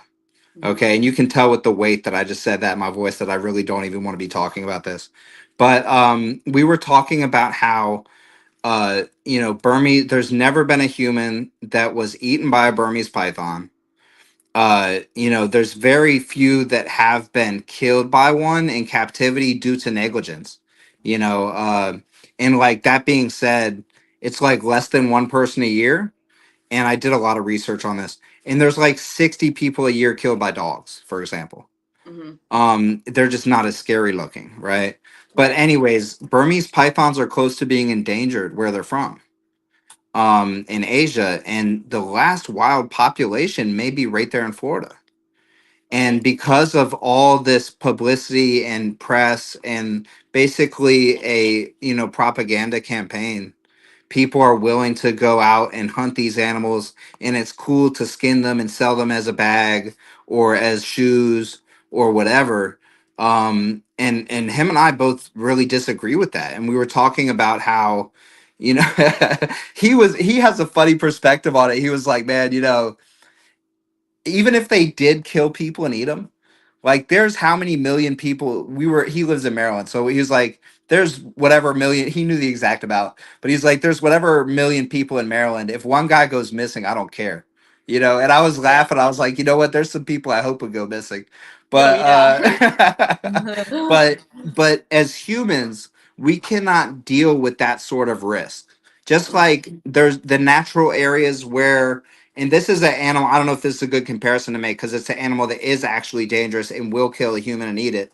But a tiger, No, there's I was there's just gonna say it's the same thing though. They live there naturally. they live there and they need a big range, and we cut it all down and build on We top of it. live where they And then live. They're right, going and to then eat us. we did all this, and in the process of doing this, we took away all their food and all their habitat, and now we're mad when they kill one of us. And how many tigers have we killed? Way Right. more than they've killed of us, but we're just not okay with the way that Mother Nature works, and we have to go interfere. And there's like 500 different species in Florida that are non-native, Mm-hmm. And the one that we're okay with going and hunting on TV, making reality shows out of it, and I hate that it pops up on my Instagram all the time, is Burmese pythons. They're okay with killing Burmese pythons because they're big and they're scary. And Yeah. really they're just misunderstood. So I hope that in like hundreds of years we're not regretting killing all these snakes because we may wipe out the last natural population. I know they weren't supposed to be there originally. Right.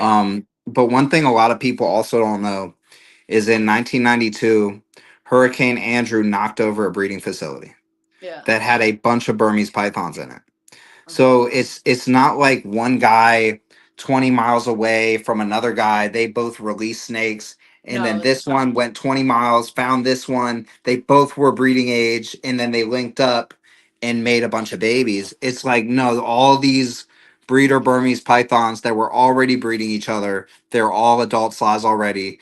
They got released by a hurricane, yeah, and they did. then it wasn't, you know, the fault of like all these people that are releasing pets. Now people do release pets, but it wasn't really, it's kind of like a big black eye on our community. It You know what is. I mean? I feel like the ban on the Burmese pythons opens up, you know, bans on everything. Yeah. You know what I mean? So Oh, it, because people are kind of like grouping it all together. And I worry about that. I don't know. I really legitimately worry about that. And me too. what do you think, Jen, that we could do? And this is a hard question because I don't know how well I could answer it. I could think on it. But what do you think that we can do to overcome something like that to improve public's perception of reptiles as a whole when you have stuff like that going on? Well, it is hard to say because the press, and I'll give you a really good example. The press really does misconstrue everything. Like, Yeah. I mean, the python could have just been sitting there, and they're like, "This python killed a child," you know, and like the python can't speak for itself, so obviously it's easy to pin everything on the animal that is helpless and can't speak for itself. But there was this thing. I live in Colorado, and there was this sighting in Pueblo about a chupacabra. They thought it was a chupacabra. This lady took her phone out. She's videoing it, and the news is saying this lady finds chupacabra in her backyard. Now, if you are in the exotic pet hobby, you would know that this is a croatus. It's a Mexican raccoon that literally had burns all over its poor face, and that's what she was recording. Was not a chupacabra. This is an animal that we know of and are calling it something else that it's not. So it's really hard to convince people otherwise when the news is being that hysterical and that ridiculous, you know? But the only way we can really prevent that is by educating people and showing them the real thing. This is how they actually are. And you know, to relay back on you know, the tiger thing, people are just so used to being the cat and chasing the mouse that they don't know what it's like to be the mouse and the cat is chasing them. You know, Yeah. people wanted to destroy anything that could be um uh like an issue to them. You know, like humans are top predators. Okay, well, when there's another top predator in their area, they will literally destroy it until it's no longer there because they're that insecure. You know? Absolutely. You Yeah. know, and you're right. People like when you build houses, like I live on a mountain, dude. Like I don't live on the mountain, but I live on the bottom of the mountain. But there are houses built into the freaking mountain. And there's deer out here. Dude, I saw a 600-pound black bear 5 minutes down the road from where I live.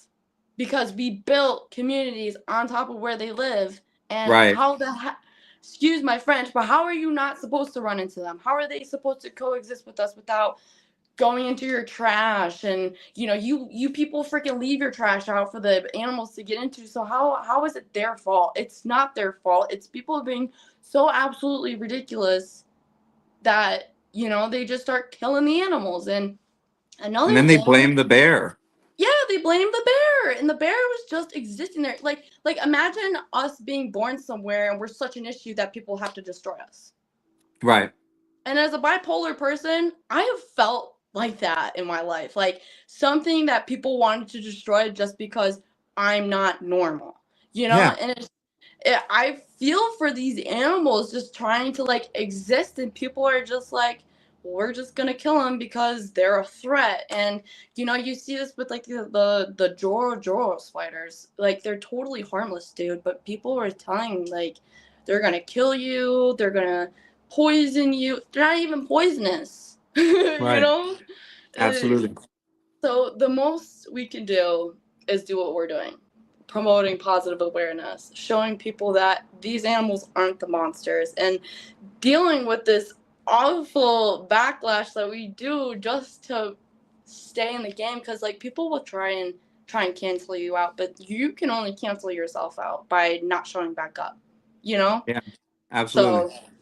So despite people coming after me for my post with Ariel, I'll still be here tomorrow on the internet. Still gonna be 100%. here As you should. because there's only so many of us doing this, and it takes a village to change the minds of other people. And like I always say, Hollywood has a big freaking part in this of, all the animals eating people in movies and stuff. It's just not real. It's not what happens. And by having these expos and having people come to them that are new to animals, just being able to hold the animals, like my mother is somebody that I can really say is somebody that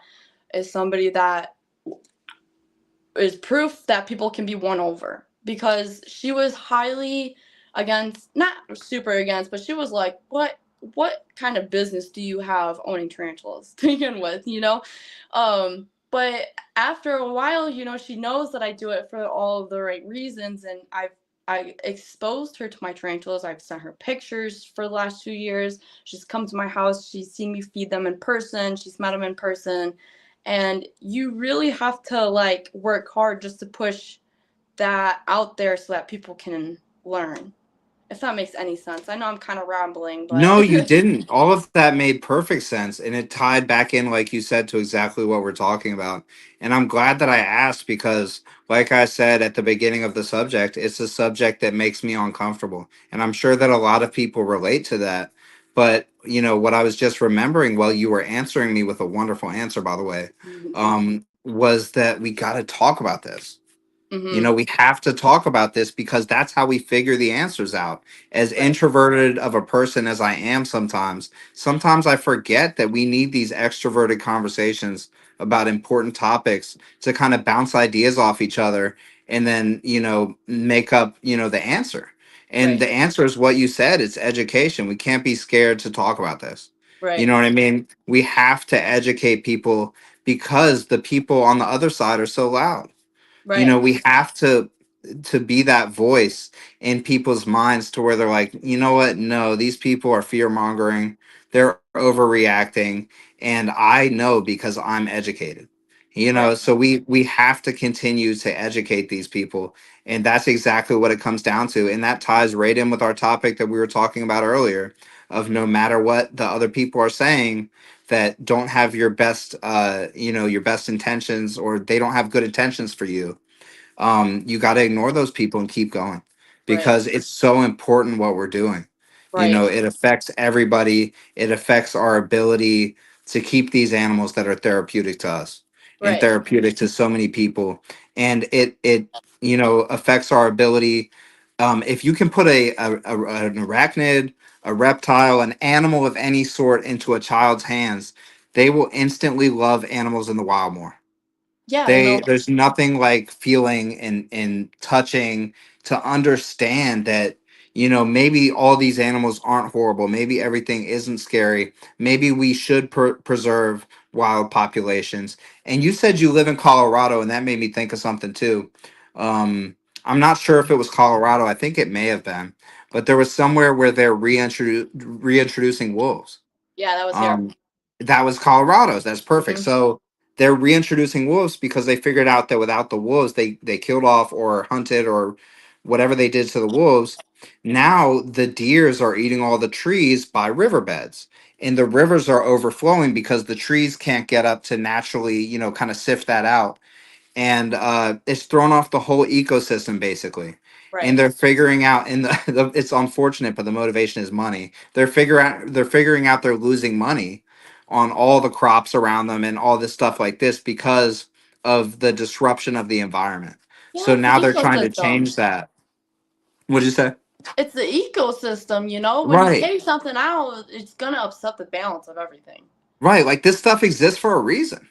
Yeah, You know tarantulas you know what I exist for a mean? reason. Snakes exist for a reason. Like, spiders kill a lot of nasty insects that could give us diseases, and vice versa with reptiles, with rodents. I mean, like, you got a rodent Absolutely. problem at your house, let go some snakes in your backyard. I mean, not let go some snakes in your Yeah. backyard, but if you have snakes in your backyard, leave them the frick alone. They're there Right. to do their job. They are part of their ecosystem. They have a right to be there just as much as we do.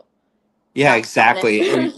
even with the stuff that's invasive, like people will, you know, people on the other side will, or the other side, I mean, people that are against, people that are for killing Burmese pythons, for example, they would say, oh, well, they're ruining the ecosystem. Shouldn't I kill them?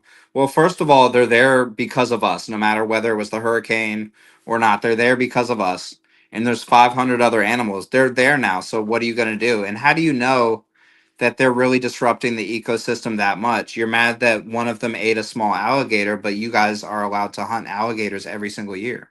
Right. And I know because you know, you have a literal reality show going around in boats, like Yeah. shooting alligators in the head, pulling them in, and stuff like that. So why is Yeah. it okay that we kill, you know, whatever thousands of alligators? I looked it up before, but I forgot.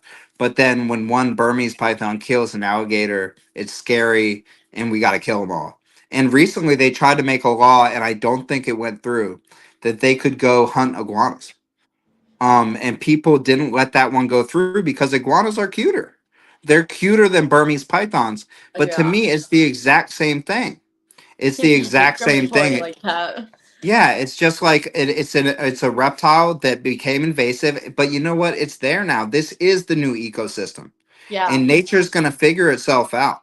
Yeah. That's one thing about nature is nature is going to be around a lot longer than we are, Yeah. and all we can do is assist that. But you know, nature's going to figure itself out over time. There's been tons of animals that have accidentally, you know, gone on a log and found a whole nother island, and that animal was gravid or pregnant or whatever, and boom, you have a population on that island that never existed before. And who are we to say what's invasive and what's not, and what animals should live and what's not? You know what I Oh, for mean? real. For real. Yeah, I don't know. I I mean, like, actually these feel have, super strongly about it, but it's like it's hard to get someone's ear on that issue because everyone's so like brainwashed that like, oh, they're invasive, they're bad, let's just kill them all. right. You know. And No, I for see sure. like snake people doing it. I'll see like snake people in Florida, and then they keep snakes, and then I'll see them in their spare time hunting Burmese pythons and killing them. And I'm like, how can you do those two things at the same time? You I really don't can't. know Just like a what type of hypocrite. separation has to be in their brain to do that. You know what I mean? Like this is Some sick still shit. right, Like, exactly. It's honestly. like yeah, it's like you love your dog, but then you go out and shoot coyotes for fun You or can't do wolves. that. You Right, can't do that and say exactly. love that animal. Sorry. Right. And I understand people have to eat and stuff like that. I don't think that stuff's probably particularly good food. But I understand life is different in different places. People hunt stuff and stuff like that. Yeah. Usually though, those are the most respectful people that are, and these people aren't eating the Burmese pythons. Yeah. You know, they're turning them into like you know, different clothing items and stuff like that.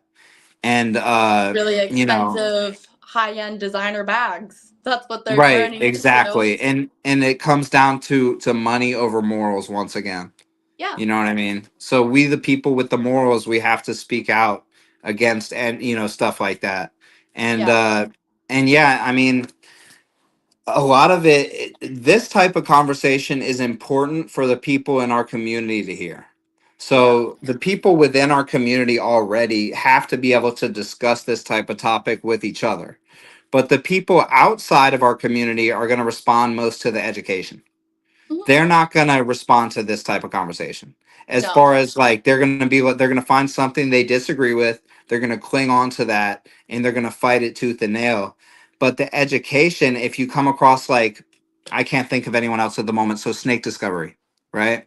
If Mhm. you come across as someone like Ed and Emily from Snake Discovery and just focus on the pure education with your content, that's who is really making a difference. Right. You know what I mean? Those people are making a difference. They have millions upon millions of followers.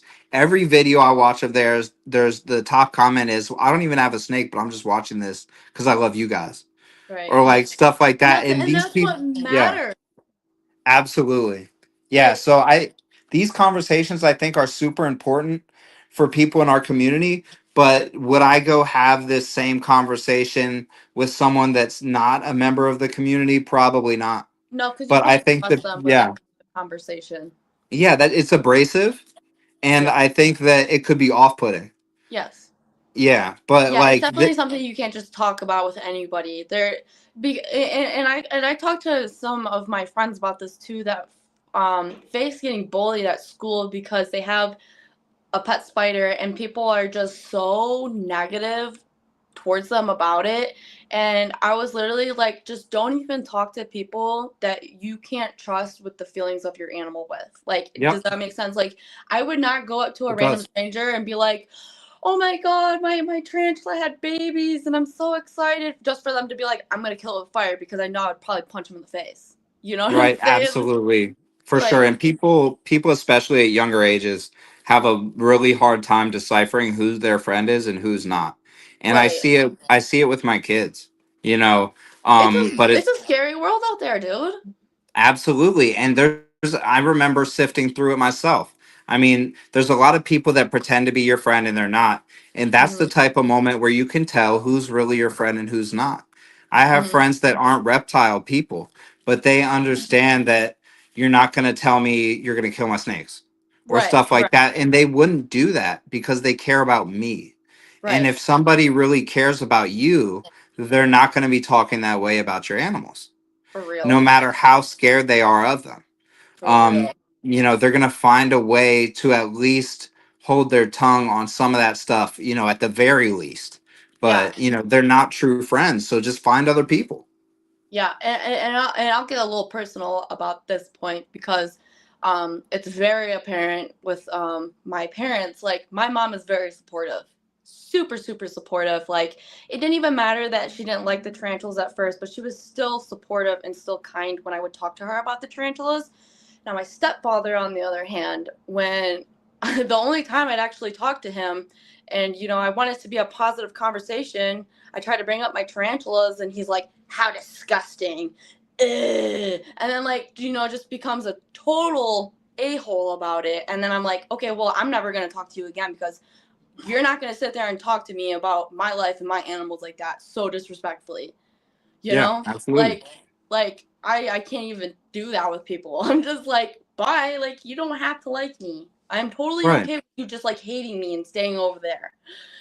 you know? Yeah, absolutely. Yeah, I mean, there's a fear, and then it's also a disregard for you as a Yeah. person. You know what I Right. mean? Which is the disrespect level. Obviously, he has some fear, but at the same time, he's okay with disrespecting you about something that he knows you love. Right. And I And hope and to that's God he hears this episode, because you are 100%. Because, and especially like, like, I didn't have that support from that person, but like it really only mattered what people closest to me that did actually care what they did say. It does matter what they say, and it doesn't matter what those other people say. yeah, and usually, I mean, I don't know your situation with your stepfather, but usually that's not someone you would be coming to if you had a serious problem in your life for advice anyways. Is Exactly. the people that say stuff like that because you already know that they don't care enough. You Right. know what I mean? Mhm. Yeah, like Yeah. I've had people say like, "Oh, you have snakes. I'll never come to your house." And every time I hear someone say that, I'm like, "I wasn't going to invite you anyways." Exactly. I don't want you Yeah, here I at would my have. house I'm anyway. really glad that you don't want to come over because that makes this a lot less awkward because I don't Yeah. like you as much as you might be thinking. You Yeah, know? for real. And it's like, I wouldn't want somebody, okay, because like, my animals are super sensitive. I know this about them. Like, there's only me and my significant other and my dogs that are here, like 99.9% of the time. So I know if I were to have random people in my house all the time, it stress my animals out, because they Yeah. are hearing people that they don't know, they're unsure. My tarantulas are feeling vibrations they never felt before. It might freak them out. Like, I am more concerned about my animals being happy with what's going on in my house than the opposite. Like I just won't let anything disturb my peace with my animals or their peace at all. Like it doesn't even matter who you are. Like I'm like, cool. You don't want to come see them? That's fine. They don't want to see you either. Yeah, absolutely. And like you know, those animals, at least you love them, and you they make you happy. You know what I Yeah, mean? And those people don't, and it comes down to that. You know, right. it's not picking like animals over people, because like I mean, if someone says, like, my wife just told me, she works at a hospital, and she has like everybody at the hospital following me now. She Oh, talks about me. She's so sweet. She talks about me constantly at work, and then everyone's like getting into snakes that has never known anything about them. And right. somebody that she works with was like, "I'm scared of snakes, but my son loves snakes, and he would really like to meet your husband." And then I was like, bring him over, bring the whole family over. You know what I Yeah. mean? I'll show him the snakes. The mom doesn't have to touch any of them, and maybe I'll spark an interest in somebody. And I'm completely fine with stuff like that, but I'm not going to open myself up to anybody that's already acting the way that you're talking about, Oh yeah, you for know. sure. Mhm. Yeah, and my wife is a great example of somebody that she was scared when I kept snakes when I was a teenager. Mhm. And then I had basically my mentality shifted going into my 20s, and I didn't feel like I was going to take good of care as I was at the time in the future of my snakes, because my mentality was shifting. I was doing things I shouldn't be doing, and I was living a lifestyle that didn't really pertain to taking care of anything, and not even myself fully. But I understand that. yeah, and like one of my biggest regrets is getting rid of the three snakes that I had. So I had three snakes, and I got rid of them. I rehomed them, and I regret it still to this day.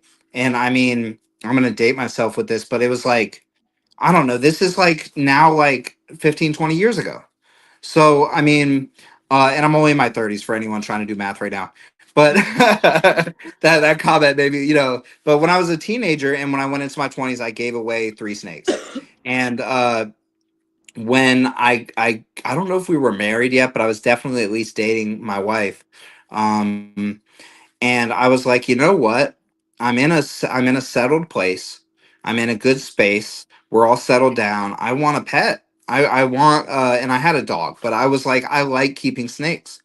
Would you be upset if I got a snake? And she was like, "Oh, a snake?" Like, you know what I mean? Like at first she's like, "A Yeah, I snake?" But then she's like, "Is do. that what you really want?" And I was like, "Yeah." And I got a boa. I got a boa from BHB, Brian Barczyk's company. And that was my first of the snakes that I have right now. And she was only willing to be okay with that because she loves me. You know Mhm. what I mean? It was nothing to do with the animal itself. My wife loves me enough to be open minded to anything that I really care about. That's good. So yeah, so I mean, like, I got the snake, and she's like, "This is the easiest pet I've ever seen anyone take care of," and she It, couldn't believe it wasn't biting me all over the place. It was really nice. She holds it still all the time. The boa, it just hit like 6 feet, so now people come in and they're scared of it. And then she's like, "Oh, it's just Athena. She's so sweet." And then she like grabs her, puts her around her neck, and like starts touching her head. And then people are like, "Oh my god," you know. And then she'll that's be my the one, baby. yeah, like she feels that way about it, which is why I think it was great what you were saying about a sling. She feels that way about Athena because we raised her. You know Yeah, what I mean? yeah. And And from another woman to another woman, that's like the best feeling. Is like it's almost like you have kids. You know. she does the mommy thing. Yeah, and you get to do the mommy thing, and especially if you don't have kids, that's like the most awesome thing you can do with your animals is do the mommy thing. Absolutely. Yeah, and I think that's just that there's many reasons, but that's just another reason that women are so great, to have in whatever you want to call it, this hobby, the world, the reptile world, the arachnid world, whatever you want to call it.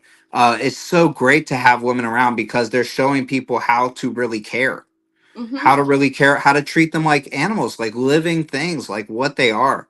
Yeah. But yeah, like my wife will be the first one when her family comes in. Her family wasn't used to seeing reptiles. And when they come over, she's the first one, not me. She's the first one showing them snakes. She's the one saying, "Look how cool this is."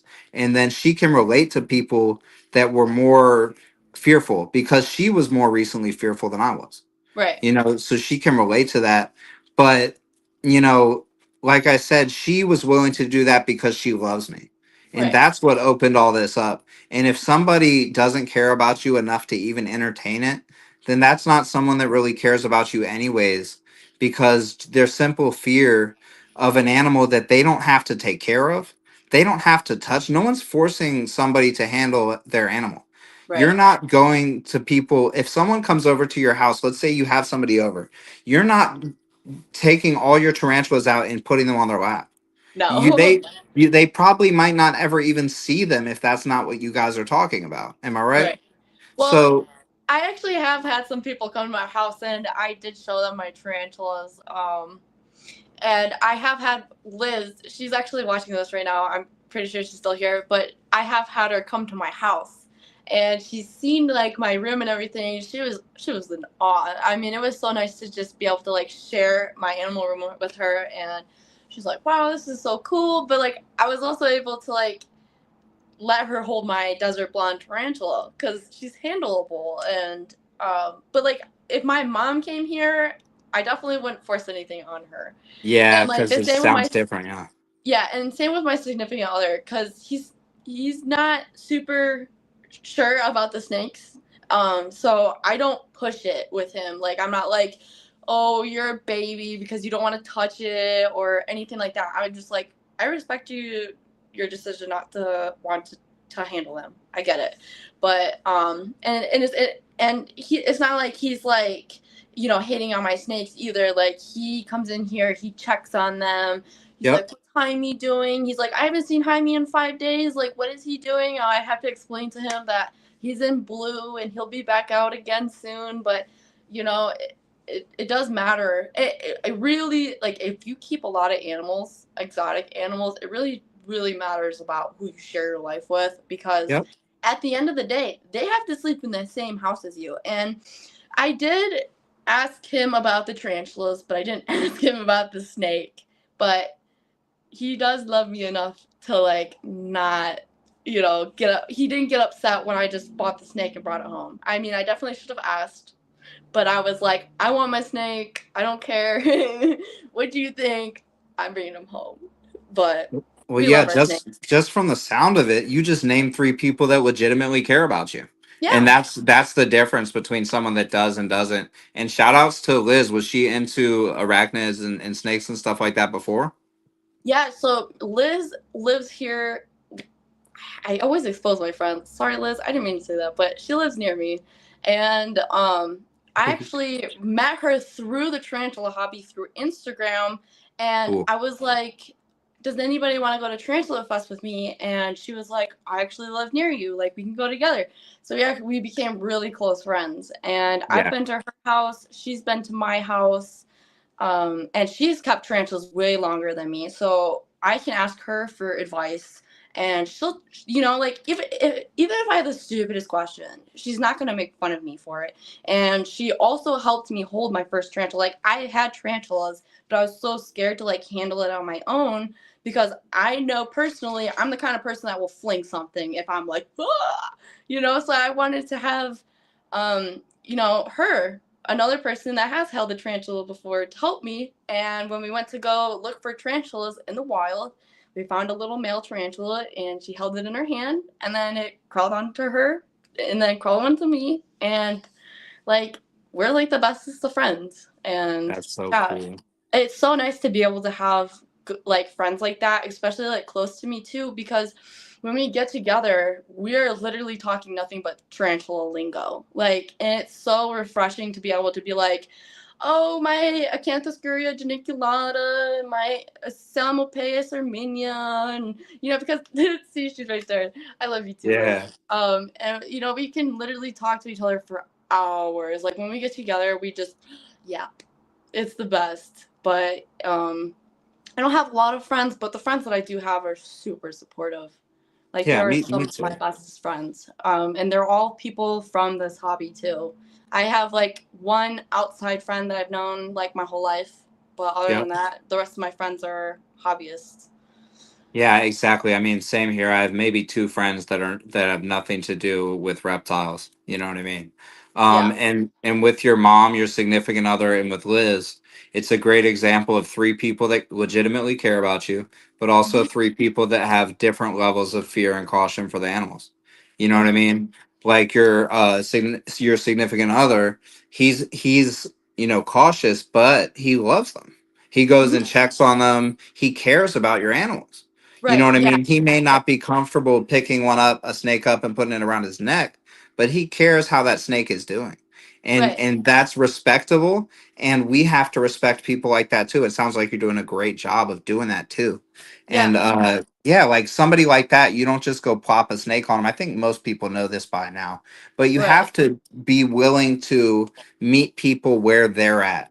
You know Right. what I mean? Like people may not be comfortable touching a snake or a spider. And like my mother-in-law, she was staying with us because she was recovering from a surgery. So she Hmm. was staying with us for months. And during that time, she saw me every day, and she has never touched a snake in her life. And she'll openly tell you, like, I'm scared of snakes. But she would see me every day interacting with snakes. And then every day she would ask me more questions about them. Hmm. She'd be like, "Well, that one's pretty. Like, why does it look like that?" And I'll explain it to her, and then I'll be like, "Look at this one," And I actually hatched out babies, and she got to see that, and she thought they were fascinating. She was like, "Those eggs are like dinosaur eggs. They're huge. That's crazy," Yeah. And then one of the babies, I hatched out, and eventually, so over this 3 months, she went from she needed to be across the room from a snake to I could get halfway across the room towards her and she was still comfortable to eventually she would touch a snake and then she finally held her first snake before in the time that she was still staying with us. Right. So it's like if you just meet people where they're at and let them adjust at their speed, they might eventually get to that point to where they're more comfortable. And different people are at different points of comfortability. And we got to Right. remember that and respect it because if we push it too far, they'll end up with a negative view. Right. And if you can't respect people being scared of snakes and spiders, they can't respect what you have to say about them either. So it 100%. really is a respect thing. Like you have, and that's like my biggest issue, is like when people talk to me, I expect them to talk to me with at least a little bit of respect, because I have these animals. You're coming to me to ask these questions, and I really don't mind when people are polite, but when it's like really absurd stuff and you're just yelling at me, like obviously I'm going to be very defensive because you don't respect me. You're not showing that you respect anything that I do, own, or be. So why would I respect the fact that you are scared, so that barrier between us and the outside world is that respect. We have to have respect for each other, and it's even really important in those situations when you're talking to people face to face in real life, not just on social media, and you're having these conversations and they're uncomfortable and you're getting uncomfortable because they're uncomfortable, but you have to respect each other in order for the conversation to happen and go in the right way, or for there to be anything productive to come out of that conversation. People have to have simple basic respect for one another, and that's all it is. Absolutely. Because I've Yeah. I've talked to people that are, they love spiders, and I've talked to people that have gotten seriously defensive, like face to face with me about them, and you just have to keep your cool, because if you are like, well, I'll just throw my spider at you, it number one, why would you put your spider in that situation? Number two, You're why putting would your animal in danger. Yeah. and you're making a threat, and you don't need to be Yeah. threatening people, and that's what I really try not to do when I'm talking to people.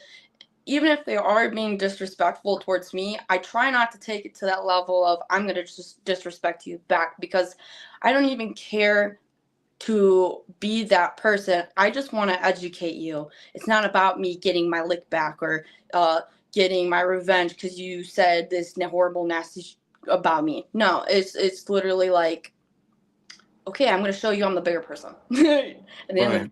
and especially when you are trying to convince people of such things, you have to show people that you are a respectable person. You respect their opinions as well. It goes both ways. And it's just so important. I just feel like, especially with this hobby, and because it's really easy to make fun of people that are like, oh, I'm so scared of a spider, blah blah blah blah, and to like get on their level. But like, if you do for just a moment, put yourself in their shoes, they might just put themselves in your shoes. So Yeah, for sure. 100%. hmm Yeah, it all comes back to the goal. What is your goal? You know what I yeah, mean?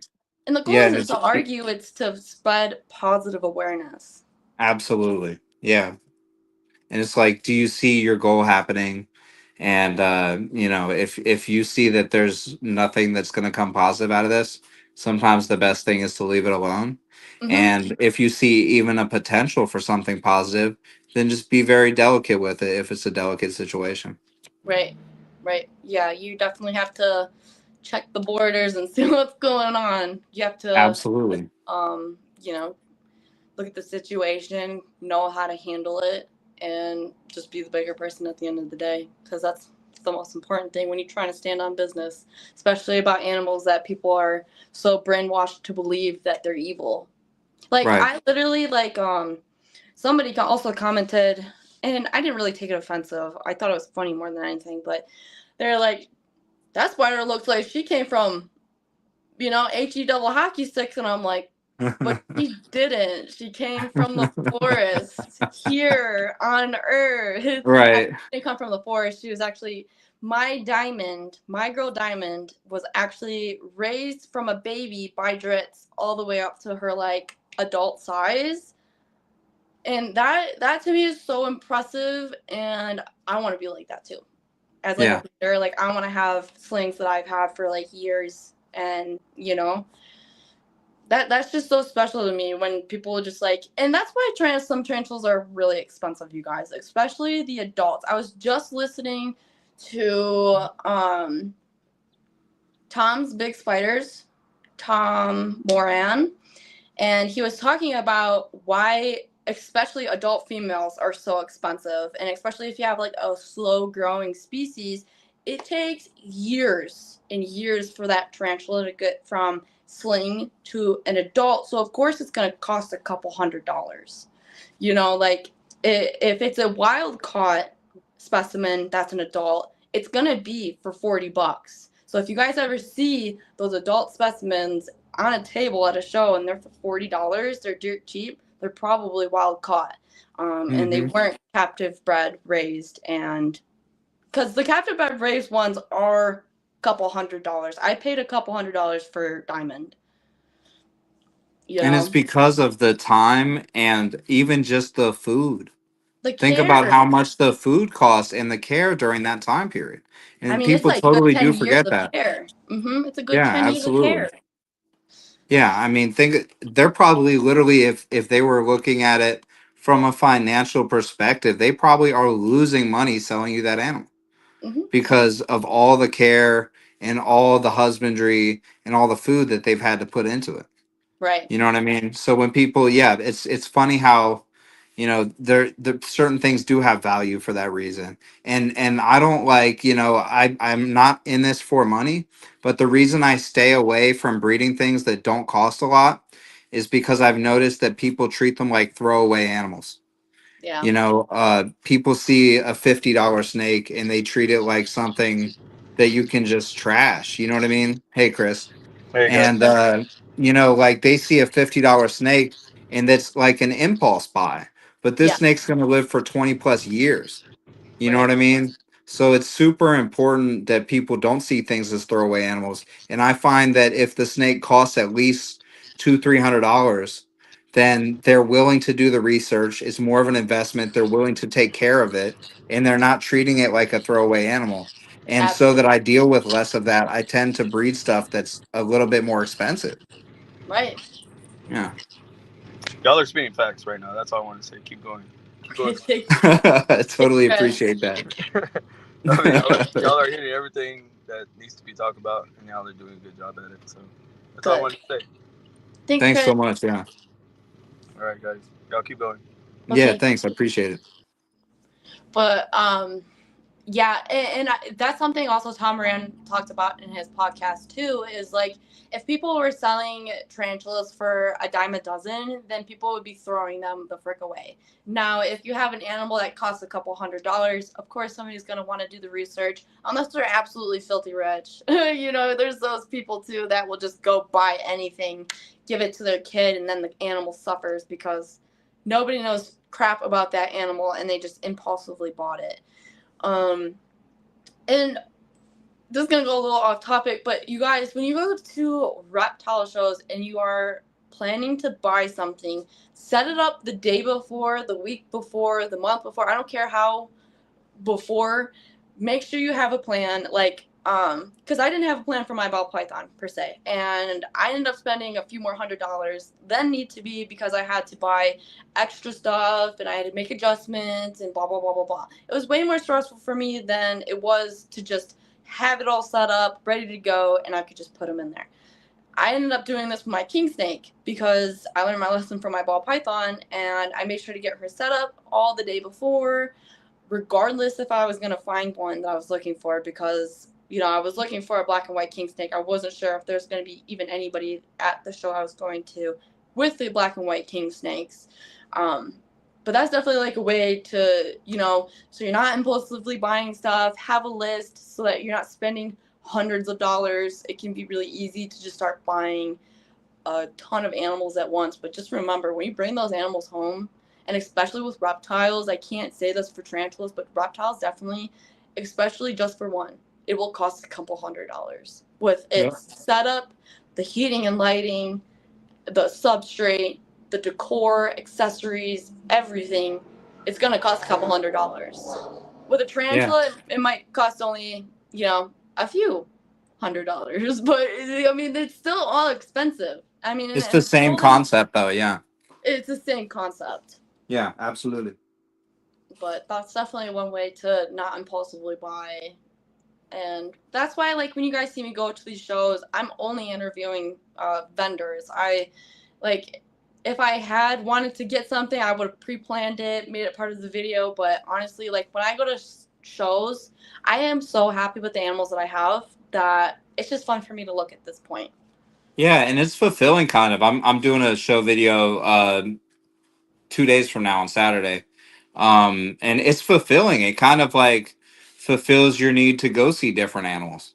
You know what I Yeah, mean? When you can go to a show and see all these different things and talk to the vendors and make a cool video, and you know they're pulling out cool stuff for the video. It right, kind of fulfills that need instead of just going and buying something. Oh, I can go see this somewhere else. You know what right. I mean? Yeah. Yeah, yeah. And if, like, you want, like, I really want to get into, like, monitors and stuff. Also Cayman and Cobras and crazy stuff like that, but, like, not anytime soon. But, gosh, my brain just, like, what were we talking about? No, you were saying that you want to get into monitors and caimans and cobras and stuff Oh, like that. yeah.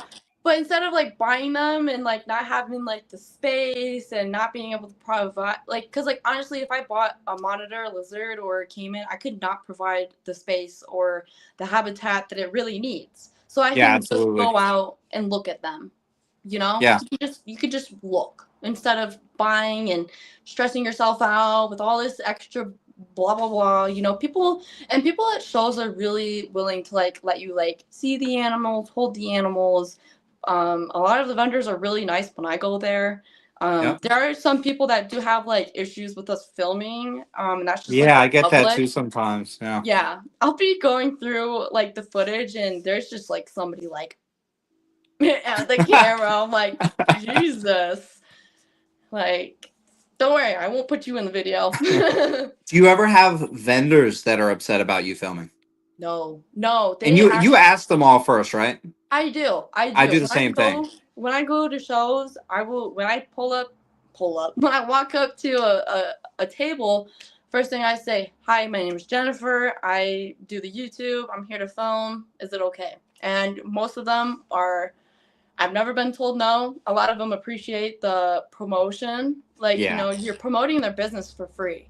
I And find that they love that part of it. yeah, and because like a lot of them, they do the breeding, they do the vending, but they don't know how, they either don't know how to do the social media or they just aren't a fan of doing the social media. And when you have a business, it's really important nowadays to have a social media in order to sell animals or have any kind of business, because going door to door is just not the way we do things anymore. We do Instagram, we make websites, stuff like that. So it's Yeah, just for sure. And you find a lot of people at expos that are really social media, YouTube, all that is a foreign concept to them. yeah. And Chris is right that those are sometimes the people that get upset because if you don't ask and you have to, I've always asked, I've never not Oh asked. yeah. But Yeah. if you just walk up filming somebody's stuff, it feels like you're using them for content Yeah, don't just because you walk up kind to of them. are. And Yeah. if you talk to them, you're collaborating to show off their stuff. So Right. they love that. And I'll have people that'll start, pulling out multiple $1,000 animals, Yeah. to show me for the video. I'm like, whoa, this is if I just attended this expo and I didn't make this video, I would have never got to see this animal outside of the display. Right. This is the coolest. You know what I Right. mean? And they Yeah. do that because they really appreciate you showing off their stuff. And I had a guy tell me he was pulling out some cool stuff too. His name is actually Brian from Snake Den USA. I'll go ahead and shout him out because he's really cool. But he was showing me like a Black Knight leopard gecko, and he has some like just top quality boas that were like they were like call albino, but they were like the best of the best. They were the sharpest looking boas. And I don't mean to say sharp like the albino line for all you boa people. Don't get mad that I said call it sharp. But yeah, he's showing me all this stuff, and he was like, Kyle, I wish there was more people like you that came to these expos to show off animals because Right. you're just spreading the reach so much more Yeah. of and the love for animals. So Mhm. most people that are really in it for the right reasons, like we were talking about, they are super in favor of you recording. I Right. actually had one guy one time, I said, "Can I record your stuff?" And he was like, "What are you, one of those PETA guys?" And I was like, what is he doing behind the scenes? You know what I Right. mean? Like, What is he why? so What? guilty of? I was like, no. But then I was like, at the same time, I was like, I don't want to show his stuff anymore. Right. You know what I You mean? do have Because to be now, careful who you're showing off. who is this guy? Yeah. What is he doing that he's worried about PETA? You know, Some not shit that he wants getting out. Yeah, so I'm like, what has this guy got going on? And then sometimes as a content creator, like you said, you have to be careful. Who are you showing off? You have to trust your moral compass Yeah. and not show off and don't spotlight that person. Yeah. Yeah. You know what I mean? Seriously. Go ahead and do Especially. the rest of the show. You know what I mean? Because you're not doing something positive because Right. you're spotlighting somebody that you shouldn't be spotlighting. Yeah. And you could feel it right away. Like all he had to say was one sentence, and I knew this is a guy that I should not be Yeah. spotlighting. Yeah. Or you can just look at the animals and know. Yeah, I absolutely. hate that though, because I'm like, why are you here if your animals look like that? Yeah, and I know, and my buddy Dan is a great example of this. He's very passionate, and like I said, he's not promoting anything. I'm trying to be somebody on YouTube and I want to spread my reach far and wide. And for that reason, I don't want to offend people. I want to educate people. Yeah. So sometimes that causes me not to just, as people would say, crash out. Right. So, but Dan doesn't care. He doesn't care about social media. And there was a vendor at an expo and they had like half dead iguanas. And like I told you, he has a free roam iguana. He loves iguanas. He loves animals in general, but he full on screamed at this guy, cursed him out, and was like, "Don't ever show up here again with half dead animals." And I was like, you know what, Dan? As much as I would have worried about my impression on people and how this would affect my overall mission and stuff like that, I'm glad that there's somebody like you that doesn't care at all because this guy is going to think twice before he comes back Yeah. and brings half dead animals. Yeah. You know what I mean? When we Oh, see a for nice sure. animal, we comment right away to the person. We're like, that is a beautiful animal. But when we see something half dead, we need to say something too, Oh whether yeah. it's full on scream at them like Dan did, or and he Call made that guy people remember out. it, or at least say, hey, what's wrong with that? You know Right. what I mean? What's going on with that animal over there? Why does it look? Why is there foam around its mouth? You know Yeah. what I Like, mean? yeah, if Why you does don't it ignore keep it. yawning? Yeah, like what are those dots on it? You know what I Yeah. mean? You Yeah. know, and like Bob Vu, he's running Southeast Reptile Expo, and they hire a vet to. They come in, the vet checks all of the vendors before they're allowed to vend, I and they have seen check that. all the animals for mites and respiratory infections, and if they have it, they gotta go.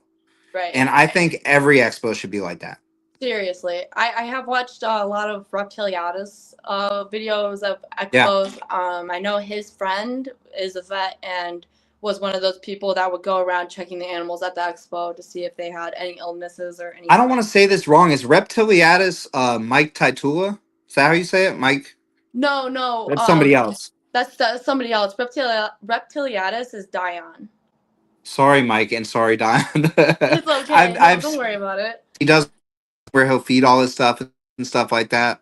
Yeah, yeah, Yeah, I've Dion. seen, and he has a wide range of animals. Oh, you know what? I know exactly who he is. Yeah, he's like a Yeah, dark-haired guy, and he yeah, does a lot of videos where he feeds his whole room. Yeah, it's definitely not Mike. I talked to Mike online. That's why I was quick to yeah. hype him up and say he's. Do you know who I'm talking about? Yeah, I know I Mike totally Tallulah, forgot his handle. but Mike Yeah, Tallulah Tulu. and Dion are actually friends. I'm sure they are. They're both great content creators.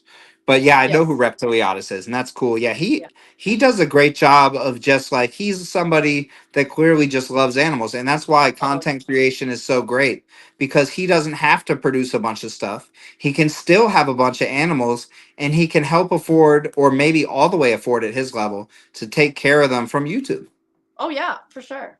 That's why content creation is great. If people need to understand that's another avenue to make money with animals and you don't have to exploit them at all. Yeah, Yeah. exactly. Yeah, And and yeah.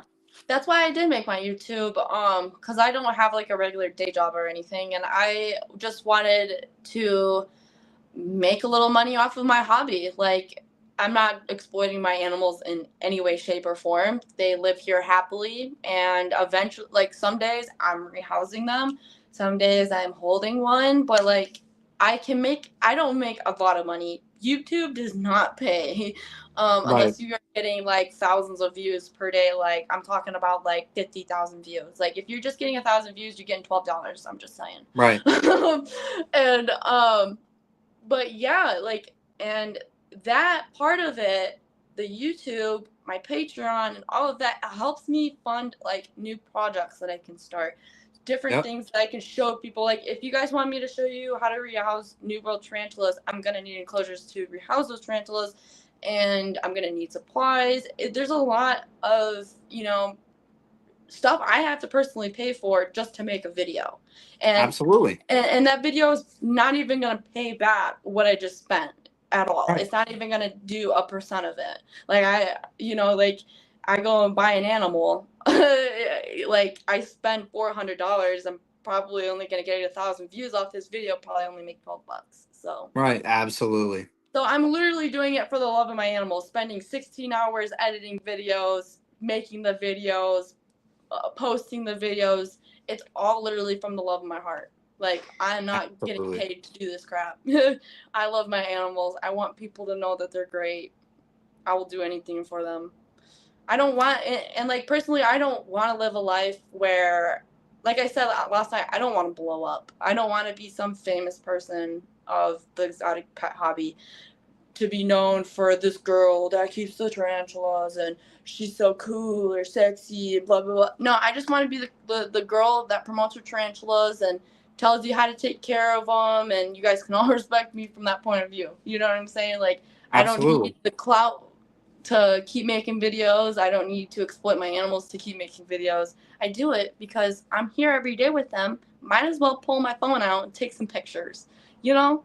And Yeah. like, me and Kat were also talking about that, because like, there's times like, like, where we're rehousing and the tarantula comes out on our handle, and we take a quick video of it, not like so that we don't have to go back in there in a while and take them out again. Like, they're already here, might as well just take a video of it.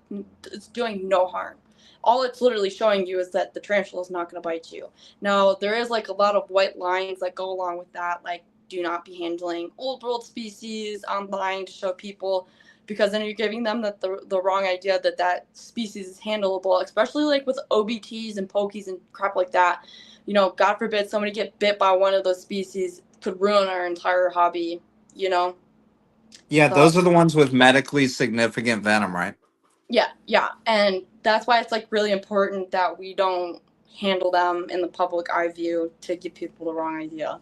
So it's like Yeah. really important what species you're handling, showing to the public, and all that stuff. Like, there's so much to it. Yeah, absolutely. That is totally true. Yeah, and yeah, I mean, YouTube is just like everything else. It's a labor of love, and we love animals. I recently I've gone full time in reptiles, and I'm not making a bunch of money, and you're not going to make money at the start of any business, but especially not with animals if you're doing it right. Right. I have faith that I'll just continue and the money will come. And I had a plan. I mean, I stocked up some money from the last business I was doing and I saved it and I'm living off it. You know what I mean? Right now Yeah. at the moment. But that money's not going to be there forever. And there's money's tight right now. You know Yeah. what I mean? Times are But tough. yeah, like people around me are so supportive and they believe in me and Right. they know that like Kyle's going to make this work. You know what I mean? Mm-hmm. And I'm going to do it in the right way because I know that's the only way Right. to do this. You know what I mean? I'm Yeah. not, even if I resell animals, for example, right? That's a word that hits people's ears wrong, right?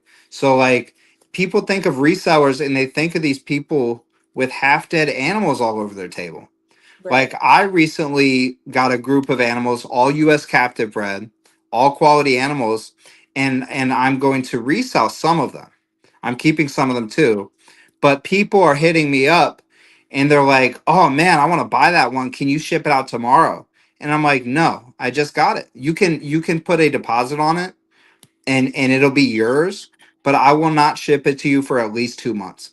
I'm Right. going to keep it. I'm going to feed it. I'm going to look at everything it's doing. I'm going to look at its behavior.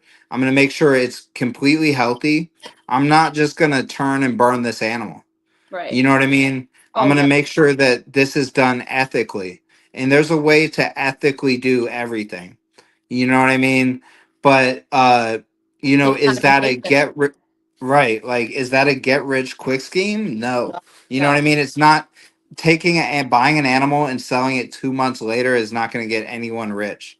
No. Will it help show? Do I get to interact with beautiful animals that I may not otherwise get to keep? Absolutely. Do I get to spread education through those animals? Absolutely. I have like right now because of this, I have a couple different types of carpet pythons. Now Mm-hmm. I can make a carpet python video that I Right. wouldn't have otherwise been able to make and educate people. And whoever gets these are going to get a wonderful, healthy, captive bred animal. They're going to get a list of every time it ate when it was with me and different stuff like that. I even have people that want me to handle the animal and make it handleable before sending it to them. Mm-hmm. And I am keeping a list of every time I handled it and exactly what happened. And I'm sending that to them. And all these people are going to have a good experience. Yeah, and that's And important. right. And they're going to perpetuate that into the world and spread the love of reptiles. But it took me 4 months of being full time at this. And I've only been full time for 4 months. It took me 4 months to decide that this was something and to really decide how to do it ethically. I could have immediately took some of my money that I told you I saved and invested it in animals and just flipped them. I Oh could yeah. have done that immediately, but that was not something I was willing to do. I had Right. to sit for 4 months and think about what is every different thing that I can do to make sure that I can do this ethically. And it's the same thing with my breeding. When I produce animals, I keep them for so much longer than I have to. just to make sure that they do well during shipping, just to make sure that people are getting a nice, robust, healthy animal. Hmm. And I love each animal that I send out. I want to see pictures of it. I want Yeah. to see how it's doing Hmm. because I care about each one of these animals. And people that don't, I feel like they're just not going to last. Yeah. Because they're not going to be motivated to do this correctly, and it'll show through in their reputation. It'll Hmm. show through in their animals, and all of that will cause them to collapse. And the people that really do care are the ones that are going to win anyways. So Oh if yeah. you want to do it right. Yeah, yeah, and it's really important to be able to sleep at night too. You know what I'm saying? Absolutely. That's Because the like, most important thing. right, and because like my whole thing with like breeding my tarantulas too is just having them, loving them, making sure, especially with this egg sac. Like I want to hold on to the babies a little bit longer just to make sure that the ones that I am going to be sending out aren't going to be part of nature's selection. That they're going to pass away Yep. on the way. I want Yep. them to molt a few times before they go anywhere. Like if you don't even want the tarantula anymore, I'll take it back. It's Yep. like how That's dedicated. important. Yeah, it's very important. And I know like dog breeders that do this too. It's just so important to just be able to be like, yeah, I always will always have room for this animal in my home, no matter the situation. It'll always Yep. be taken care of. That is like the breeder mindset you should have when breeding any kind of animal is, you know, Absolutely. am I going to be able to completely take care of it? Can I take it back and give it, the proper care it needs if, shit goes bad in its own home? Um, and it's just like stuff like that is so important, not only to you, but to the people that you are promoting these animals to buy. You want them to know that they had the best care. Every single one of them had a water dish. Every single one of them was cared for with love. And, because like it really does show. Because like people that I really look up to are Tom Saxon and his tarantulas because he has so many of them, but he is able to sell them at such good prices because he's set in life. But like breeding tarantulas is what he does as like his thing, but he's able to afford it and able to make it, good. Like he has multiple females to breed, not just one that he is constantly producing an egg sac. He has multiple ways of getting spiders. It's just important to do it right. For, Absolutely. Yeah. And those are the people that last.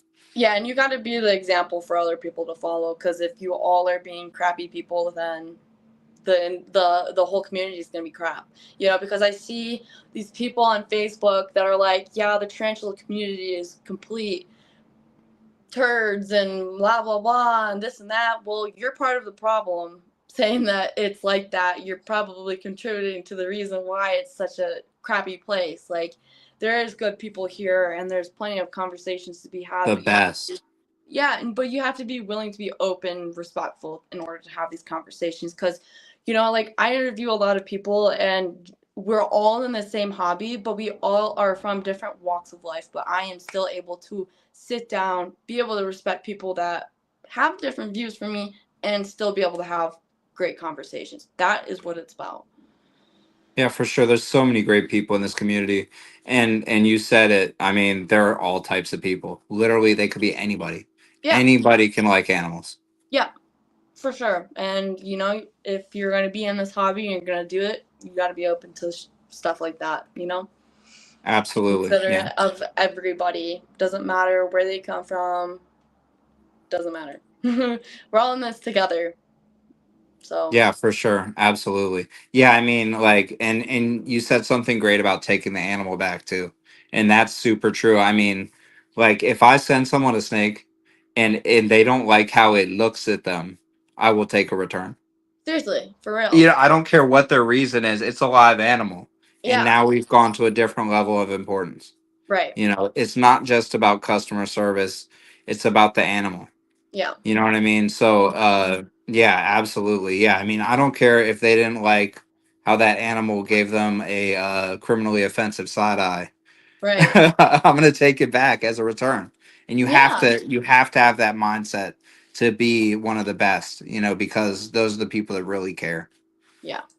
Yeah, and you have to make sure you're not gonna like get in over your head. Cause like one thing I know about myself is like if I had 6 tarantulas drop 6 egg sacs, I'm not gonna be able to handle all of that by myself. I'm not Yeah. gonna be able to provide the space where they need to be able to hang out in the proper temperatures without putting some in other places. You know, so it's just doing it right, like we say, you know.